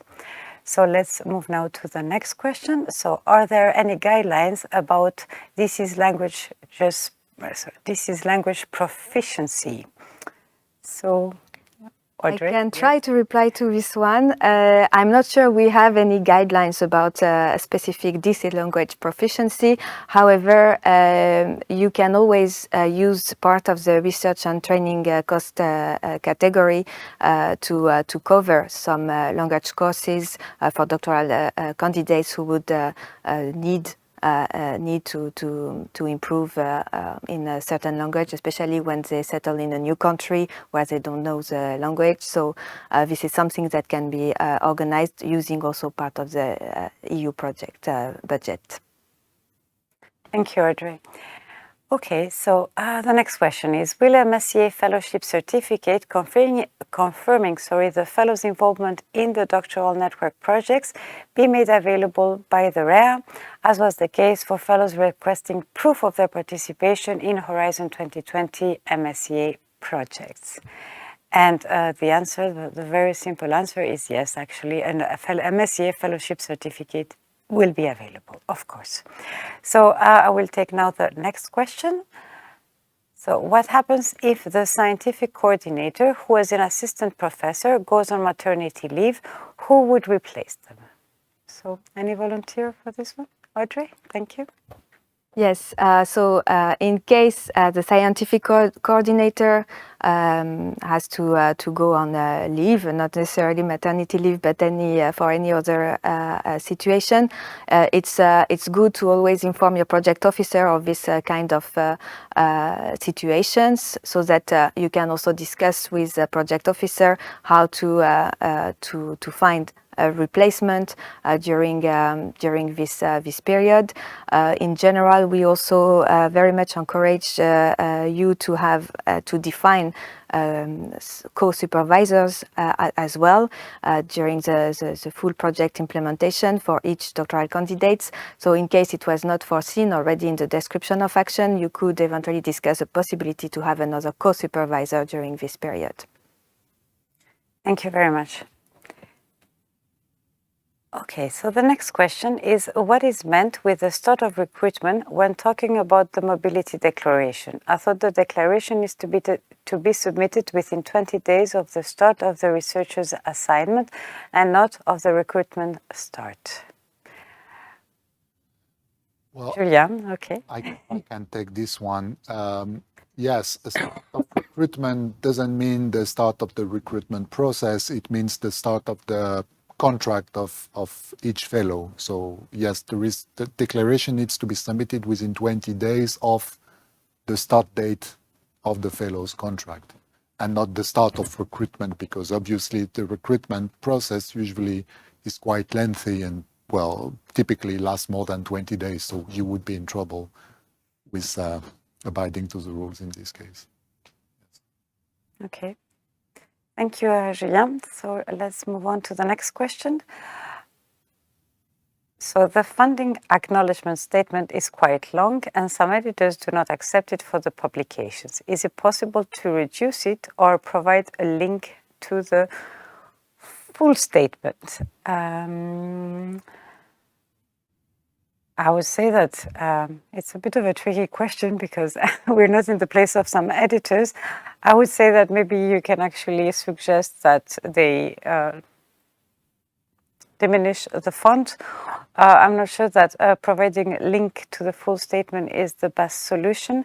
And maybe you can also contact the project officer to see how this funding acknowledgement, your suggestion for shortening the acknowledgement could be envisaged.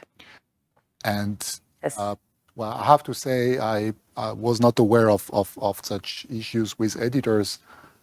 You can also use the shorter version, for those editors not using the grant agreement number or the project acronym, just sticking to the minimum, the minimum standard, saying that it was supported by the European Union. Union, indeed.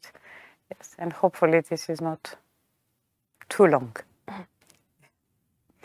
Okay, so let's move on to the next question. So, is there a deadline to enroll a doctoral candidate in a PhD program? That is, how much time can pass between the deadline of the call and the PhD program enrollment? Audrey. Okay, I think here we don't have a hard deadline for the enrollment of a doctoral candidate in the PhD program, but of course it should happen as rapidly as possible after the recruitment started. We are not binded by the deadline of the call, but then it would you would really check compared to the recruitment start date of the doctoral candidates. Of course, all project officers monitor this aspect as well, and usually when the recruitment is finalized, we make sure and we verify that all doctoral candidates are also enrolled in the PhD program. This is something that we check also during the midterm check meetings that is organized between months 13 and 15 of the project, and you should make sure that this is in place as soon as possible. Thank you very much, Audrey. Okay, so I will move now to the next question. So if some countries of the beneficiaries have 48 months PhD requirements and others 36 months, how does the final report work? Should we submit it at the end of the 36 months or once all the doctoral networks have completed their research? I could take this one if you want. Okay, thank you. Well, I mean, basically it's a final report. So your project will be 48 months long. And within this 48 months long, you would have paid through EU funds 36 months. I mean, maximum 36, but basically everybody gives 36 months to their fellow of individual project. And your final report would be at the end of the DN project. So at the end of the 48 months, that would be the final report that you do. Now, if it happens that you have doctoral candidates that for which the research project will continue after the end of the DN because they have an extra 12 months of funding, well, they would report on what they did, during the project, so before the end of their PhD.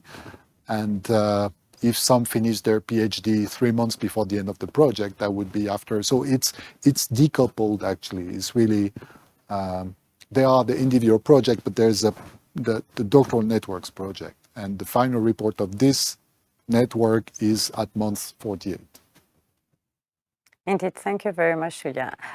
Just to complete a little bit, but not really related to that, I mean, you have to bear in mind that at the end of the project, we keep the continuous reporting module open. So in case you wish to report back to us something which was really interesting, a thesis which was published, because actually the obligation to finalize your PhD during the course of the project is not mandatory. I mean, the continuous reporting module is there. You can still report back to us. And I mean, we even recommend it to do so. And we can also help you in your further dissemination and communication activities. So I will now take the next question. So during recruitment, is it reasonable to have different interview panels for DCs in different thematic areas? And is it necessary that the coordinator sits on all these interview panels, or can they delegate this task to a partner? So I think Audrey will take this question. Yes. So you have the choice, and it's up to your consortium to decide on the recruitment process you want to implement. We have received some example, and past experience showed that one of the best practices is to have a semi-centralized recruitment process, where indeed you have a first round of selection centralized at the level of the coordinator with the representative of all beneficiaries recruiting. But indeed, afterwards, you can organize the specific and the last round of interview, and you can delegate it to each beneficiary that will recruit. So it really depends on what you want to and how you want to organize it within your consortium. Thank you very much, Audrey. So I will take the next question now. So if the academic supervisor changes institution, should the doctoral candidate change the PhD school where she is registered to follow the supervisor? Julien, yes, all yours. So thank you. I can take this one if you want. So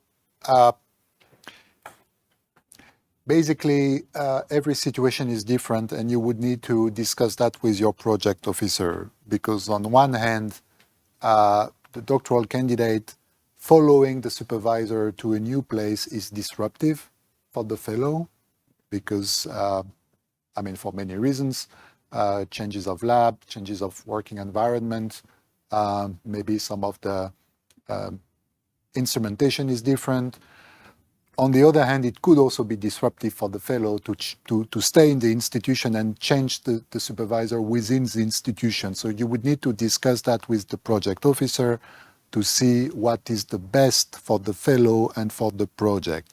Now, if the question is formally, must the DC change the PhD school and follow the supervisor? No, the DC doesn't have to do that. They have to find what is the best for the fellow, but they don't need to follow the supervisor. The funds were granted for a specific project in a specific institution. with a specific supervision, but it's not, funds for a supervisor. So the funds don't need to follow the supervisor. Actually, it's the entity where the supervisor is working that receives the fund. So to make a long story short, they don't need to follow the supervisor. In some cases, it's better that they follow the supervisor. In some other cases, it's better to find another supervisor within the same institution, and that the DC stays there. But this you would need to discuss with your project officer when the time comes. Indeed. Thank you very much, Julien. So another question, I think this one is related. Okay, so gross salary can be difficult to determine. So is it sufficient to say gross salary is 3,400 multiplied by country coefficient minus a deduction of compulsory employer social contribution, as seen in many vacancies in Euraxis? I would say that, I can take this question.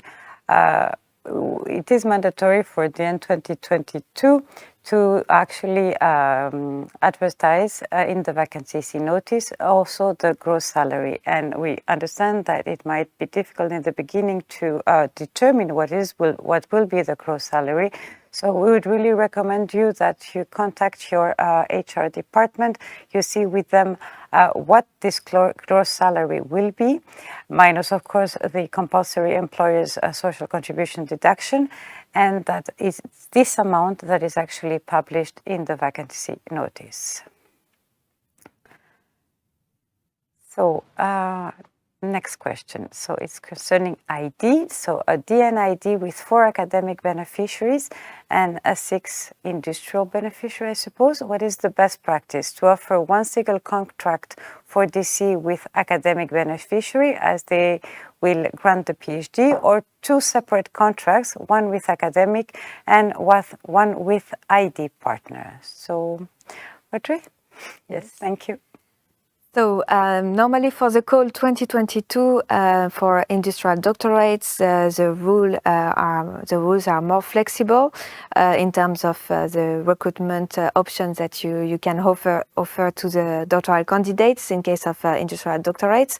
So normally this should have been foreseen already during the grant agreement preparation in your description of action, but also in the portal, since it has an impact on the distribution of the project budget among all beneficiaries. So in theory, if we were during the grant agreement preparation or even at proposal stage, you would still have the choice to either give and offer one single contract and then send the doctoral candidate on secondment to the industrial partners, or alternatively to have separate contracts, one during the academic stay and another one during the industrial stay.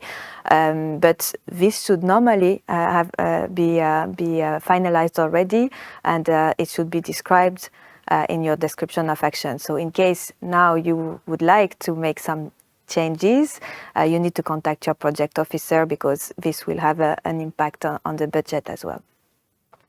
Indeed. Thank you very much, Audrey. Okay, so next question. Is there any formal requirement for gender balance in the recruitment of doctoral candidates? For example, should it be 50% or plus of the doctoral candidates be female?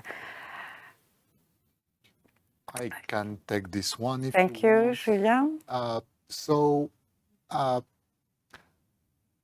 The answer is, so there is no formal requirements per se, but in your proposal, you describe the recruitment procedure.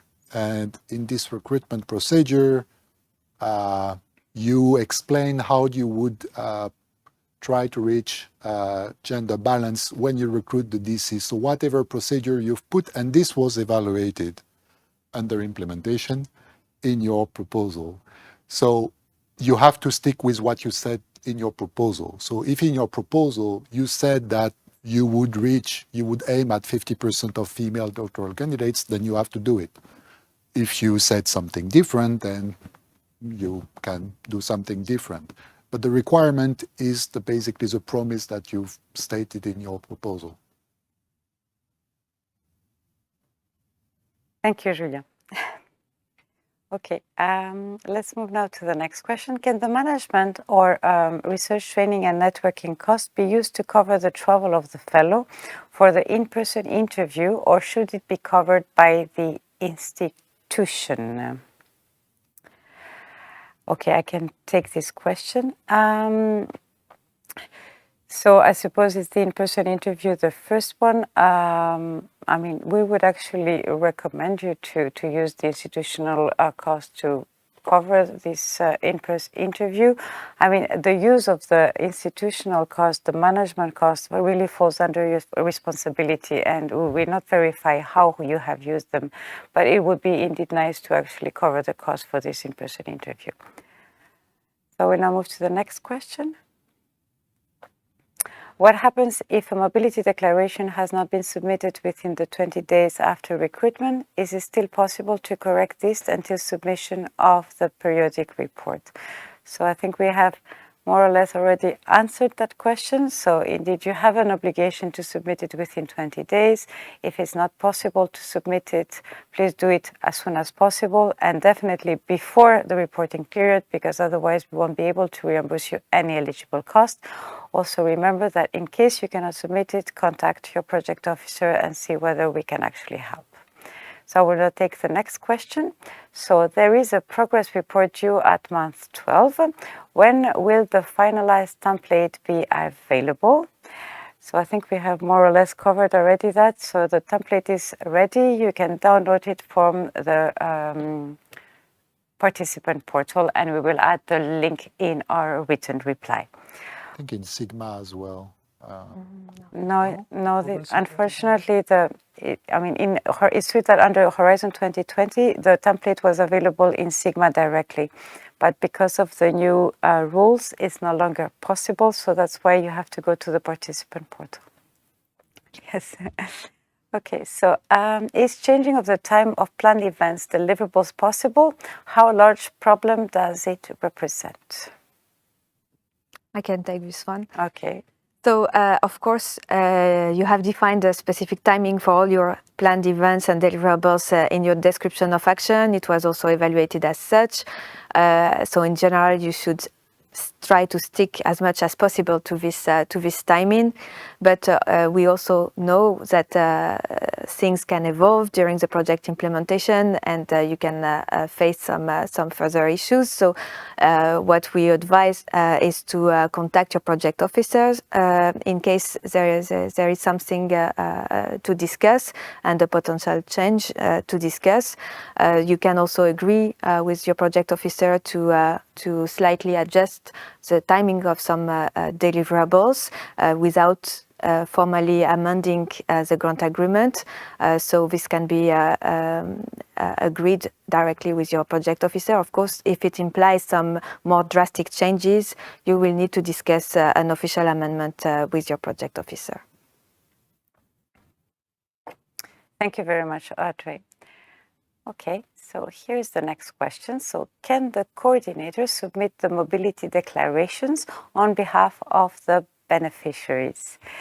Julien, maybe you can answer this question. Yes, I can take that. I'm 99% sure that no. Actually, I think the coordinator doesn't even have the rights in the system to do this. So mobility declarations, like financial matter, are the responsibility of each beneficiary. So as such, the beneficiaries have to submit the mobility declaration. They cannot give that to the coordinator. I mean, beyond the legality, the coordinator doesn't have the access rights to do it. Indeed, and I think it's really a question of responsibility. So each beneficiary is responsible for a recruitment, and this recruitment is actually reflected in the mobility declaration, which is the base also of the person months eligible and the reimbursement of costs. So it's very important that each beneficiary submits it. Now let's move to the next question. So can we enroll students having a PhD degree in another field? Sorry. Who would like to take that question? Audrey? Yes. Yes, I can take this one. So this is a question that we receive quite often as well. And what counts is I mean, to be eligible as a doctoral candidate is not to have a PhD. And in this case, we would count the first PhD obtained. So in this case, the fellow would not be eligible. Indeed, thank you very much. And I think this is a very good follow-up question. So can we hire a medical doctor? And maybe you can take it. A medical doctor, as long as this medical doctor does not have a PhD, you can hire them. So MD is not equivalent to PhD. Yeah. Indeed. Thank you very much, Julien. Okay, so now we have a question I see on industrial doctorates. So for IDs, does the mobility recruitment rule apply only for the first recruitment or for all the recruitments? So I will take this question. So the mobility rule only applies to the first recruitment, and this is applicable actually to any scheme and not only industrial doctorates. So let's move to the next question. So how much time do the doctoral candidates have to defend their thesis after the end of the project? Audrey? Yes, thank you. Yes, so we don't have any formal deadline for the doctoral candidates to defend their thesis. We are aware, of course, that some of them may take longer to obtain their thesis even after the end of the project. So there is no hard deadline, but of course we very much encourage you to support them until the end of their thesis so that they can finalize it even sometime after the end of the project. Definitely. Thank you. So, okay, so the next question is again regarding the mobility rule. So in order to comply with it, when we talk about recruitment, which specific date is meant? So any volunteer for this question, or I can take it? Okay, I will take it. So, we refer to the mobility rule compared to the date of recruitment, and the date of recruitment is the first day of employment of the doctoral candidates. So this is the answer to this question. So next question is, as all recruited doctoral candidates are registered in the portal, including the end date of their assignment, will they get automatic reminders to complete the obligatory questionnaires? And I can see that Audrey wants to reply to this one. Yes, yeah. Sure. So unfortunately, we don't have a system that will remind all doctoral candidates to automatically complete their obligatory questionnaires, especially since those questionnaires are not fully embedded in the system. That's why we highly advise you and we will highly recommend you to inform and remind them to complete not only the questionnaires at the end of their fellowship, but also the 1-2 years after. Thank you, Audrey. So that's the next question. So is there any example of secondment agreements to be signed with organizations hosting secondments? And is the coordinator required to sign all these agreements, or can also other beneficiaries sign them? I can actually take this question. I mean, normally the secondments have already been agreed when you have actually submitted your proposals, and they are actually reflected in the description of action.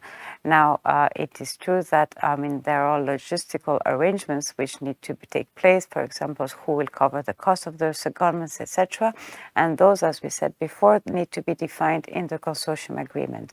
Now, if you want to actually sign with the organizations hosting the secondments any agreement, there you can do so, but there is no obligation from our side, and this is up to you to decide how you want to proceed. So are there specific rules to follow for the recruitment workshop and, for example, number of members for each evaluator panel? Julien, maybe? Yes. So there are two answers to that question that go in the same directions. Don't worry.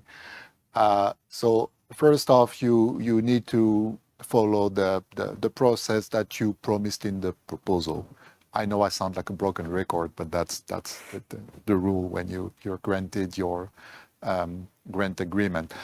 Having said that, you are very much encouraged to follow the code of conduct for the recruitment of researchers. So we can maybe in the written reply give you a link to this code of conduct, but it's a set of good practices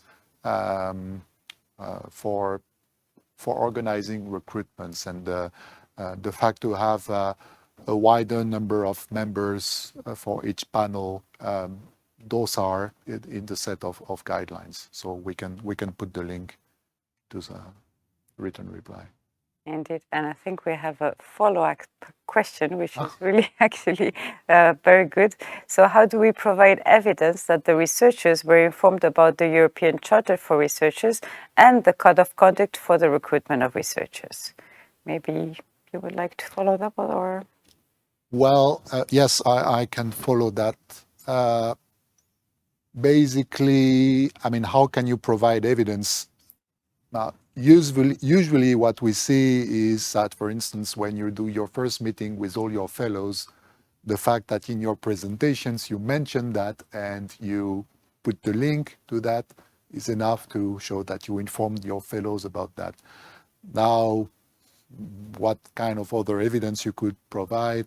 I don't know, if you send an email to all your fellows, or if you have like a repository of the project in which you store documents, you could also show that, you know, the documents were there for the fellows to go through, for instance. Those are the kinds of evidence you could have. Thank you. Okay, so we have moved back to finance from what I can see. So who should cover the travel expenses of the doctoral candidates for the relocation to the country of the recruiting beneficiary? The doctoral candidate using the mobility allowance, or the recruiting beneficiary using the assigned institutional funds?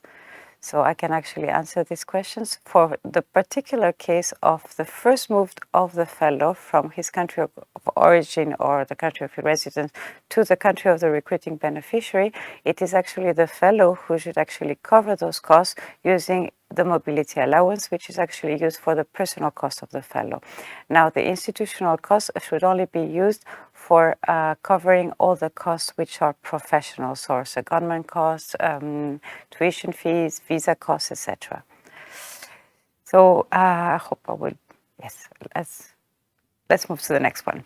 So if the actual family allowance costs of the consortium are higher than the assigned budget, should an amendment be requested to increase the EU contribution? Audrey? This one, yes. Okay. So indeed, in case our assumption was not enough for your project, and that all doctoral candidates are entitled to receive a family allowance even during the project implementation, then of course we will have to increase EC Total's contribution, and an amendment will be needed to increase the EU budget. So for this, whenever you are aware of this case, you should contact your project officer and then discuss the amendment together with him or her. Indeed. Thank you very much, Audrey. So the next question is, what falls under family allowance? A presence of kids or just a spouse is enough? And I think you already provided yeah, we already replied to this question. Indeed. We could repeat eventually, but Yes. But as I mean, what we define as family allowance, as also written in the MSCA work program, is either to have a marital or recognized partnership status, or any independent child, and then this would lead to the possibility for the fellow to receive the family allowance. Indeed. Thank you very much. Okay, so the next question is, assuming that a DC is supposed to spend a secondment in a partner or beneficiary member during the 36 months project, is it possible to change member for such secondment? And if yes, what is the procedure? Should we ask permission to the project officer? And Julien? Yes? I can take this one. So basically, and this goes, so yes, you should contact your project officer about that, and it's possible, yes. And I would say it's the same thing as if you want to change the timing of the deliverable, or if you want to change anything that's written in your description of action. The first thing you should do is to talk to your project officer about that. And depending on the scope of the changes you want to make, maybe an amendment will be necessary or not. It really depends on the situation. But yes, it's possible. In that case, you would need to justify such request, because usually a secondment was planned for a specific reason. So you would need to explain why this reason is not relevant anymore, or why it's not possible anymore, and whether the new secondment can still fill the purpose of the first one, of the previous one. But yes, basically, for all changes, talk to your project officer, and he or she will guide you to the process that's needed. Thank you, Julien. And I see here that we have also a follow-up question, because it says here, what if the local administration is asking for extra documents, difficult or impossible to obtain, so that the government become not feasible? So I would say here is more or less the same reply. I mean, we of course are flexible. We understand that in some cases this is not possible. So please contact your project officer, have in mind alternative solutions. We will discuss them with you, and we will see what can be done. So now let's move to the next question. So what happens if a doctoral candidate recruited within an EAD project cannot complete the required secondment period within the duration of the project? For example, maternity leave, suspension, visa issues. Can the cost of implemented months be claimed? So Audrey will take that question. Yes, so in case of maternity leave or a suspension due to a sick leave, for example, we can of course agree on some delays and even an extension of the project duration if necessary, to allow the doctoral candidate to finish his or her individual research project. So this kind of issues should be first discussed with your project officer, so that we can check and agree on the specific solution for your project. For visa issues, we also we are aware that sometimes visa can take very long to obtain, and this can further delay the whole project. In this case, you should also discuss with your project officer what is best for the fellow and for the rest of the consortium as well, since it can have also an impact for the other participants within the network. Thank you very much, Audrey, for this complete answer. So let's move to the next one. So if the PhD candidate goes part-time, 50%, does this mean that their grant extends its time, for example, 6 years instead of 3? So who would like to reply? I could reply to that. So, I mean, strictly speaking, yes. I mean, 3 years of 100% are 6 years of 50%. But you have to bear in mind that part-time for professional reasons are not allowed in doctoral networks. So the only reasons why a PhD candidate would go part-time would be for private reason, family reason. I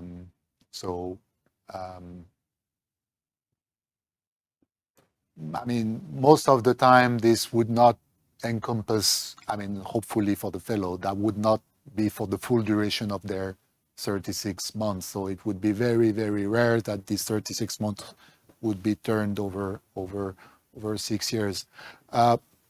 in case, so every situation is different and you would need to talk to your project officer in case there is a PhD candidate that has to go for part-time for a long period.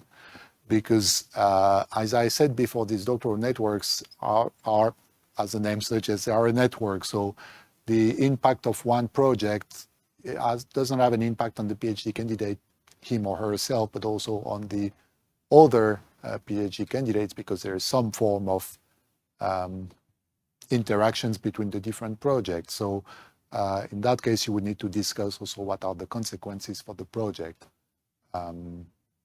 in case you would have such a situation. But again, this is only for private reason, not for professional reasons. I don't know if you want to something maybe. No, very complete. Thank you. So I think we have partly answered this before. So if a beneficiary or the project coordinator changes affiliations, can they bring the project with them? So again, this is a case which will need to be discussed specifically with your project officer. I mean, everything is possible in a project and we are flexible, but we need to see more concretely, I mean, what this will imply for the project, how the change will be done, what are the implications for the fellows. So again, I would really recommend you to contact your project officer and discuss with them the possible solutions to this change of affiliation. But yes, we can be flexible. So yes. Just to complement, in case that was maybe the reason for the question, so these grants are not portable. It means that if a beneficiary or the coordinator change affiliation, so we are flexible and it's possible that they bring the project with them, but it's not automatic. You would need, I mean, formally speaking, that's an amendment. So the amendment still has to be approved by the REA. So by default, they cannot bring the project with them. They have to explain why they want to bring the project with them and whether it makes sense, and this can be discussed. And if the amendment, I mean, it should go through an amendment request, and if the amendment is accepted, then they would bring the project with them. But that's not an automatic thing. Absolutely. Thank you very much for this very important clarification. Thank you. Okay, so now let's move to the next question. So MSCA used to have a website where all management guidelines and documents templates were available, how to manage your projects. Would it be possible to have such a repository where all information documents are available? I can actually take that question. I mean, there is a repository of all documents and templates. What I can do after the event is we can add actually where you can find all the different repositories, where you can find all the information and documents, and hopefully this will help you out. So let's move now to the next question. Will a frequently asked question with the replies to of the officers be made available after this event? Yes, definitely. As I said in the beginning, we will reply to all the questions you have posted on Slido. Everything will be available on Circa BC, which will remain open for the whole duration of your project. So it means that you can consult our answers anytime you wish. And we will, of course, inform you once the document will be ready and you will receive a message from your project officer. So, in case of JDs, has the doctoral candidate to be recruited to both doctoral programs at the same time? I mean, does the doctoral candidate have to start the PhD program in both universities in 2 different countries at the same time? Who would like to get? Audrey? Thank you. Yes. So this is a quite tricky question, but we don't have a straightforward answer for it. It very much depends on the requirement of both university to deliver the joint or double degree. So we cannot really push you to have the enrollment in both doctoral programs at the same time. We know that in some cases it's not possible, and it also very much depends on the type of joint, double, or multiple degree that the fellow will receive. So, for example, if it's a joint a doctoral degree, maybe they have already an agreement that they will start in one university, so be enrolled in the first university, and only then, after a while, being enrolled in the second university. Sometimes it's done at the same time. So it's really dependent on the internal requirements of the different universities. Thank you very much, Audrey. So I will now take the last question of this second Q&A session. Unfortunately, due to time constraint, we need to stop. So I will now read the question. So are secondment declarations in Researchers tab compulsory? And what happens if one beneficiary does not submit? So Julien, do you want to take the question? I can take this one, yes. Yes, thank you. So yes, the secondment declaration are compulsory. I mean, on our side, what we need to check is that you implemented the project as it was described in your description of action.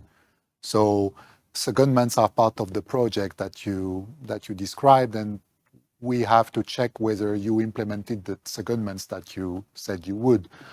And if you could not, that there's a justification why you could not, or why you'd had to delay or shrink or extend the different secondments. So if one beneficiary did not submit, then we will ask you to ask the beneficiary to submit them, so that we can have a clear overview of all the secondments that took place in the project. And if I may add also, it's very important that you report the secondments because we will need to verify, at least for doctoral network, because it's not applicable for IDs and JDs, that the secondment rule of 1/3 has been respected. So it's very important that you actually declare them. Okay, so this was actually the last question of this event. I'm sure that there are still many more in Slido, so I would like again to reassure you that we will actually reply to all the questions we received after the event. We will publish this frequently asked question on CircaBC, and you will be able to consult it at your own convenience. Before actually moving to the last presentation of the day, I would like to take this opportunity, first of all, to thank Audrey and Julien for being here with me today and for having answered all those questions. And I would like also to introduce you to the last presentation, which I would like to share with you today. It's a presentation which was prepared.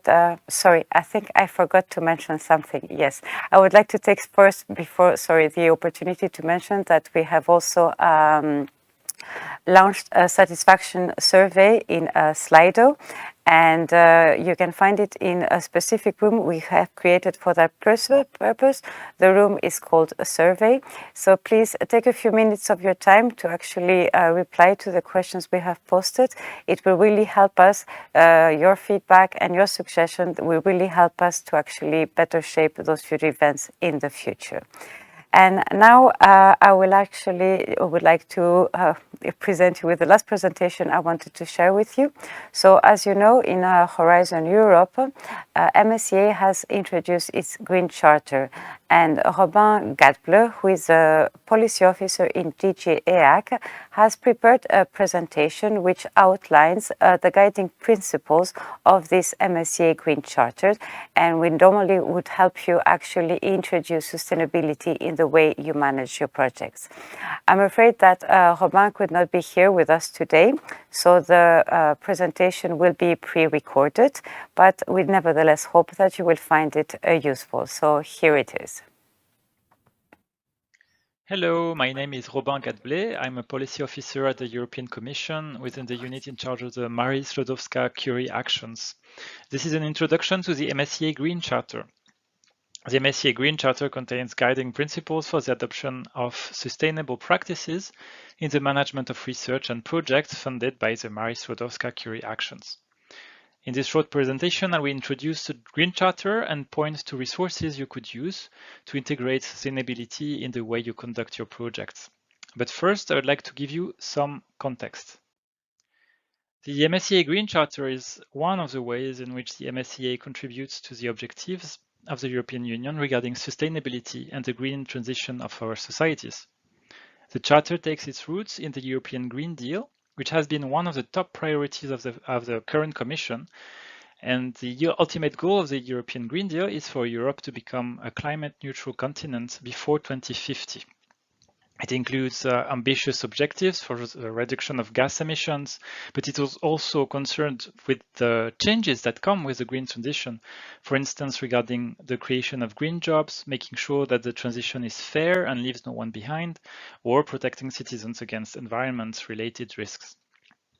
This builds on a long stream of initiatives and global efforts, most notably the United Nations 2030 Agenda for Sustainable Development.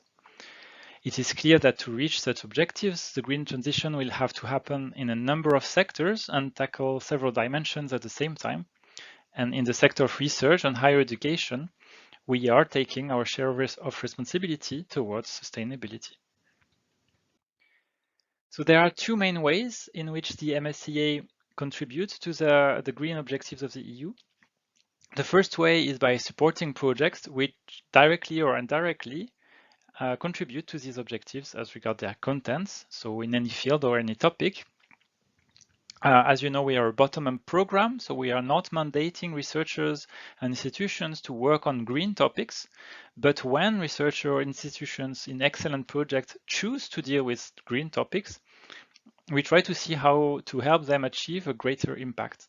For instance, we help disseminating their results through different channels. We also help putting MSCA grantees in touch with potential partners on other green-related projects or initiatives. We also put them in touch with local or national or European policymakers whenever relevant, and we organize feedback to policy events and surveys to collect our grantees' input, which in turn will help us inform policy making. There is another way to look at the contribution of the MSCA to the Green Deal. It's when we look at the practices adopted by our beneficiaries in the implementation of their projects.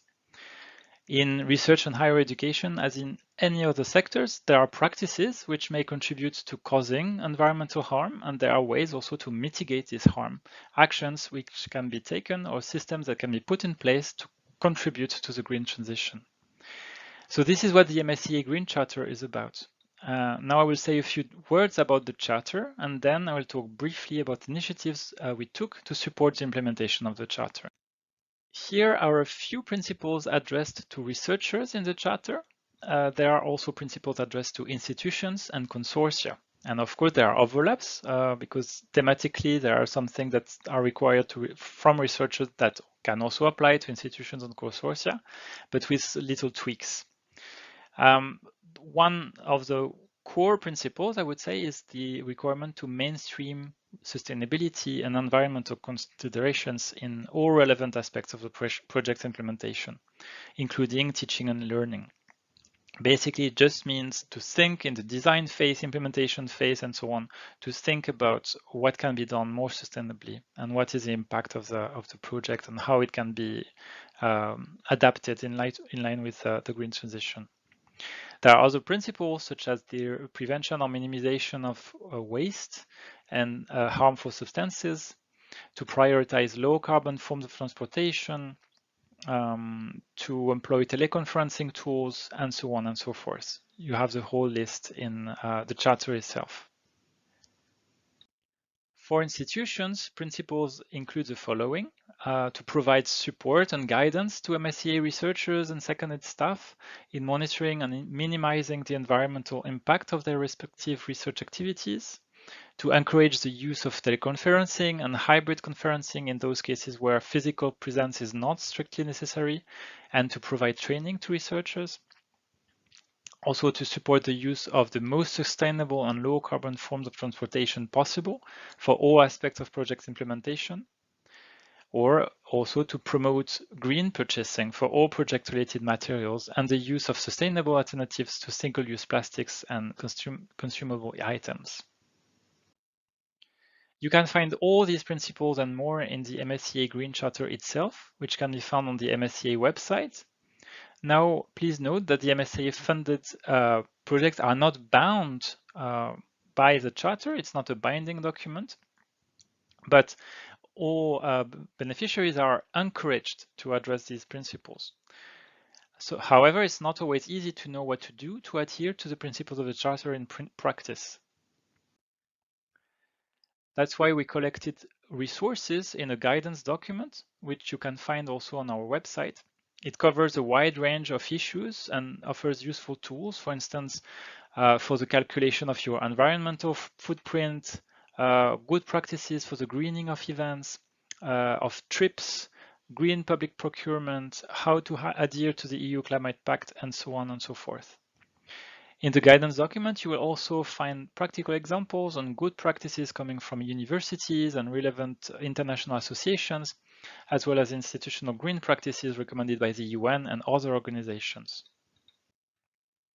In addition to the guidance material, we conducted a survey together with the European Research Executive Agency to know how our beneficiaries have received and implemented the MSCA Green Charter since its publication in 2021.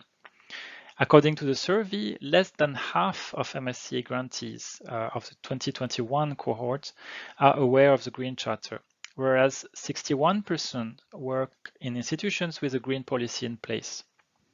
So to get these figures to increase, we are already taking action to encourage MSCAs to take the Charter into consideration. So all projects will now fill in a sustainability reporting section at final reporting stage to explain which efforts were made or not made to integrate sustainability and environmental considerations in their project. So nothing happens if no effort were made. There is no loss of funding or anything. It's just, again, an encouragement, a way to draw attention to these sustainability requirements. Also, since 2023, candidates in their proposals are invited to explain how they will strive to adhere to the principles of the MSCA Green Charter in their project. As from 2024, sustainability considerations may play a role in the evaluation of ex aequo proposals. So the main criterion remains excellence and then impact, but if proposals are scored equally for excellence and impact, then additional criteria may be taken into account, and sustainability is now one of the criteria, additional criteria taken into account there. Additional efforts will be deployed by the European Commission to communicate and spread good practices in sustainable research and project management, notably through the regular updates of guidance material for the implementation of the Charter. You will find more information on the MSCA website, and also we will continue communicating on the Green Charter, on good practices to make sure that everyone knows how to conduct projects more sustainably. Thank you very much.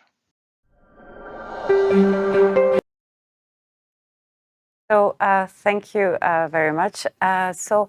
I hope that you have found this presentation useful and that it will encourage you to introduce but also to spread good practices in sustainable research. Unfortunately, we cannot take any questions live, but in case you would need additional information on the MSCA Green Charter, do not hesitate to post them in Slido and we will come back to you after the event. So we have now reached the end of today's event. Thank you very much for your active participation. And I have the pleasure to welcome back again Klaus for the final remarks. So without further ado, the floor is yours, Klaus. Ladies and gentlemen, dear project representatives, we are now at the end of the morning session of the Coordinators Information Day for the second generation of Doctoral Networks projects. Thank you very much for your attendance this morning and for raising so many questions. Michaela has mentioned already the satisfaction survey to which we encourage you to reply. I have the good news to share with you that indeed, the session this morning attracted quite some interest, and I've heard now from my colleagues the figure of 1,000, almost 1,200 spectators that we had this morning. From our point of view, it has definitely been a very fruitful event in the morning. I think it is fair to say that we have reached our objective. We were able to answer your questions and to listen to your comments and to listen to your suggestions. And when listening to you, when listening to your feedback and to your questions, we always learn a lot from all this. The grant agreements with your projects have already been signed, and some of you already received the pre-financing. Others will receive the funds over the next few months, depending on the starting date of your projects. You know who the project officer is in my team, in my unit at this point of time, and I'm sure that during the preparation of the grant agreement, you have been very closely in touch already with the project officer, and I encourage you to keep on liaising very closely with the project officer in my unit. So I think that we can say that all the prerequisites are there now to ensure a smooth and a sound implementation of the project over the next years from your side. Now that the grant agreement has entered into force, you as coordinators and beneficiaries, and also as partner organizations, will assume a very crucial role for the smooth and proper implementation of the projects in line with the requirements of the grant agreement. You will need to make sure that the objectives of the projects are achieved from a scientific point of view. And you will also be called upon, of course, to ensure that the principles set out in the European Charter for Researchers, the Code of Conduct for the recruitment of researchers, and the principles of the MSCA Green Charter are respected. You will also play an important part, of course, in the administrative part of the project, so that everybody, making sure basically that everybody provides on time all the documentation and all the information that is required from our side. Also, for instance, when it comes to receiving the interim and the final payments for your projects. Finally, the coordinators, of course, will act as the main contact point with us at the Research Executive Agency over the next years. I should like to underline that the smooth implementation of the project is a shared and a collective responsibility between all involved players. The coordinator certainly has the lead, but the coordinator can succeed in this important task only if he or she is properly supported by all the beneficiary organizations and by all the partner institutions. The presentations, as you know, have been pre-recorded and will be available online throughout the lifetime of your project. I invite you to share these presentations with newcomers into the project, share them as much as possible at the coordinating institutions with the other involved beneficiaries that maybe were not able to attend this morning, and also in particular with the fellows that you will be recruiting over the next year. The presentations, and that is the advantage of making them available online, will really be a reference tool and a reference instrument for all of you over the next 4 or 5 years. The meeting this morning was about the second Doctoral Networks call for proposals. Obviously, this important action continues. We have a deadline just upcoming for the third call for proposals on the 28th of November. And obviously, we will open a new call, a fourth call for the Doctoral Networks, MSCA Doctoral Networks, next year in May, with a deadline once more in November 24. I would like from my side to thank all the colleagues at our end, at the European Research Executive Agency, that have contributed to organizing this event. Behind the scenes, Dana, Sarah, Sandrine, Elena and Domna. And on the scene, a really big thanks to the colleagues that have been meeting this morning, Audrey, Julien, and in particular to Michaela, our chairwoman of this morning's session. A big thanks also from my side to the colleagues in my unit that have pre-recorded the presentations that you will be able to use throughout the lifetime of your project. And a big thanks from my side as well to the team from the TV studio here that we have been able to use for this transmission this morning, to Kiko, Maria and to Gino for all their efficient support that they have been providing to us in the running of the session this morning. And thanks once more from my side for your attendance this morning, for all your investment, for your motivation and commitment in the training of young fellows, of young researchers, of young PhD students. Thank you very much for all your investment, for your motivation and all the energy that you are putting and that you will be putting in the running of your projects over the next years. We at the European Research Executive Agency, we definitely stand ready to help you and to support you throughout the lifetime of your project.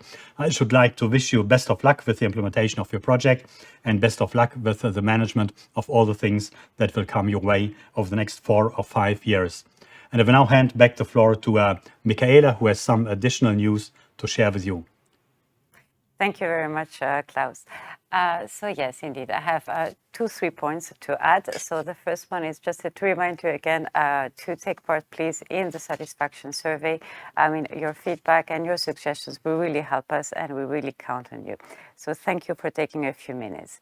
Then I would also like to remind you that this is only the first part of the Coordination Information Day, and tomorrow we really would like to have the pleasure to welcome you at 9 a.m. to the second part of the event, which will be dedicated to raise awareness on the advantages of networking and synergies. So we really hope that you will be there. And I would like, on a final note, to also thank everyone who has helped me today for the organization of the event. I would also like to thank the speakers. I would like to thank you for your active participation. I wish you all the best with your projects. Congratulations again, and don't hesitate to contact us in case you have further questions. So thank you very much, and see you tomorrow. Are you ready to unlock the power of networking and synergies? If yes, join us tomorrow, November 9th, starting 9 a.m. for the second part of the Coordinators Info Day. Our agenda is packed with engaging presentations showcasing the countless advantages of fostering networking and synergies. Get ready to be inspired by successful examples of implemented synergies and witness first-hand success stories from ITN coordinators.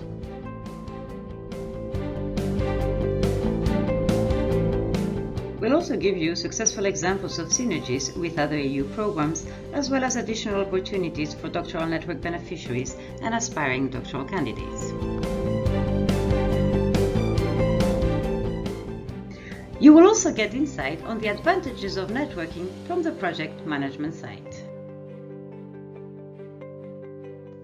Therefore, don't miss out. Join us tomorrow to experience the potential of networking and synergies, where connections create new possibilities and opportunities. Join us and elevate your coordination game.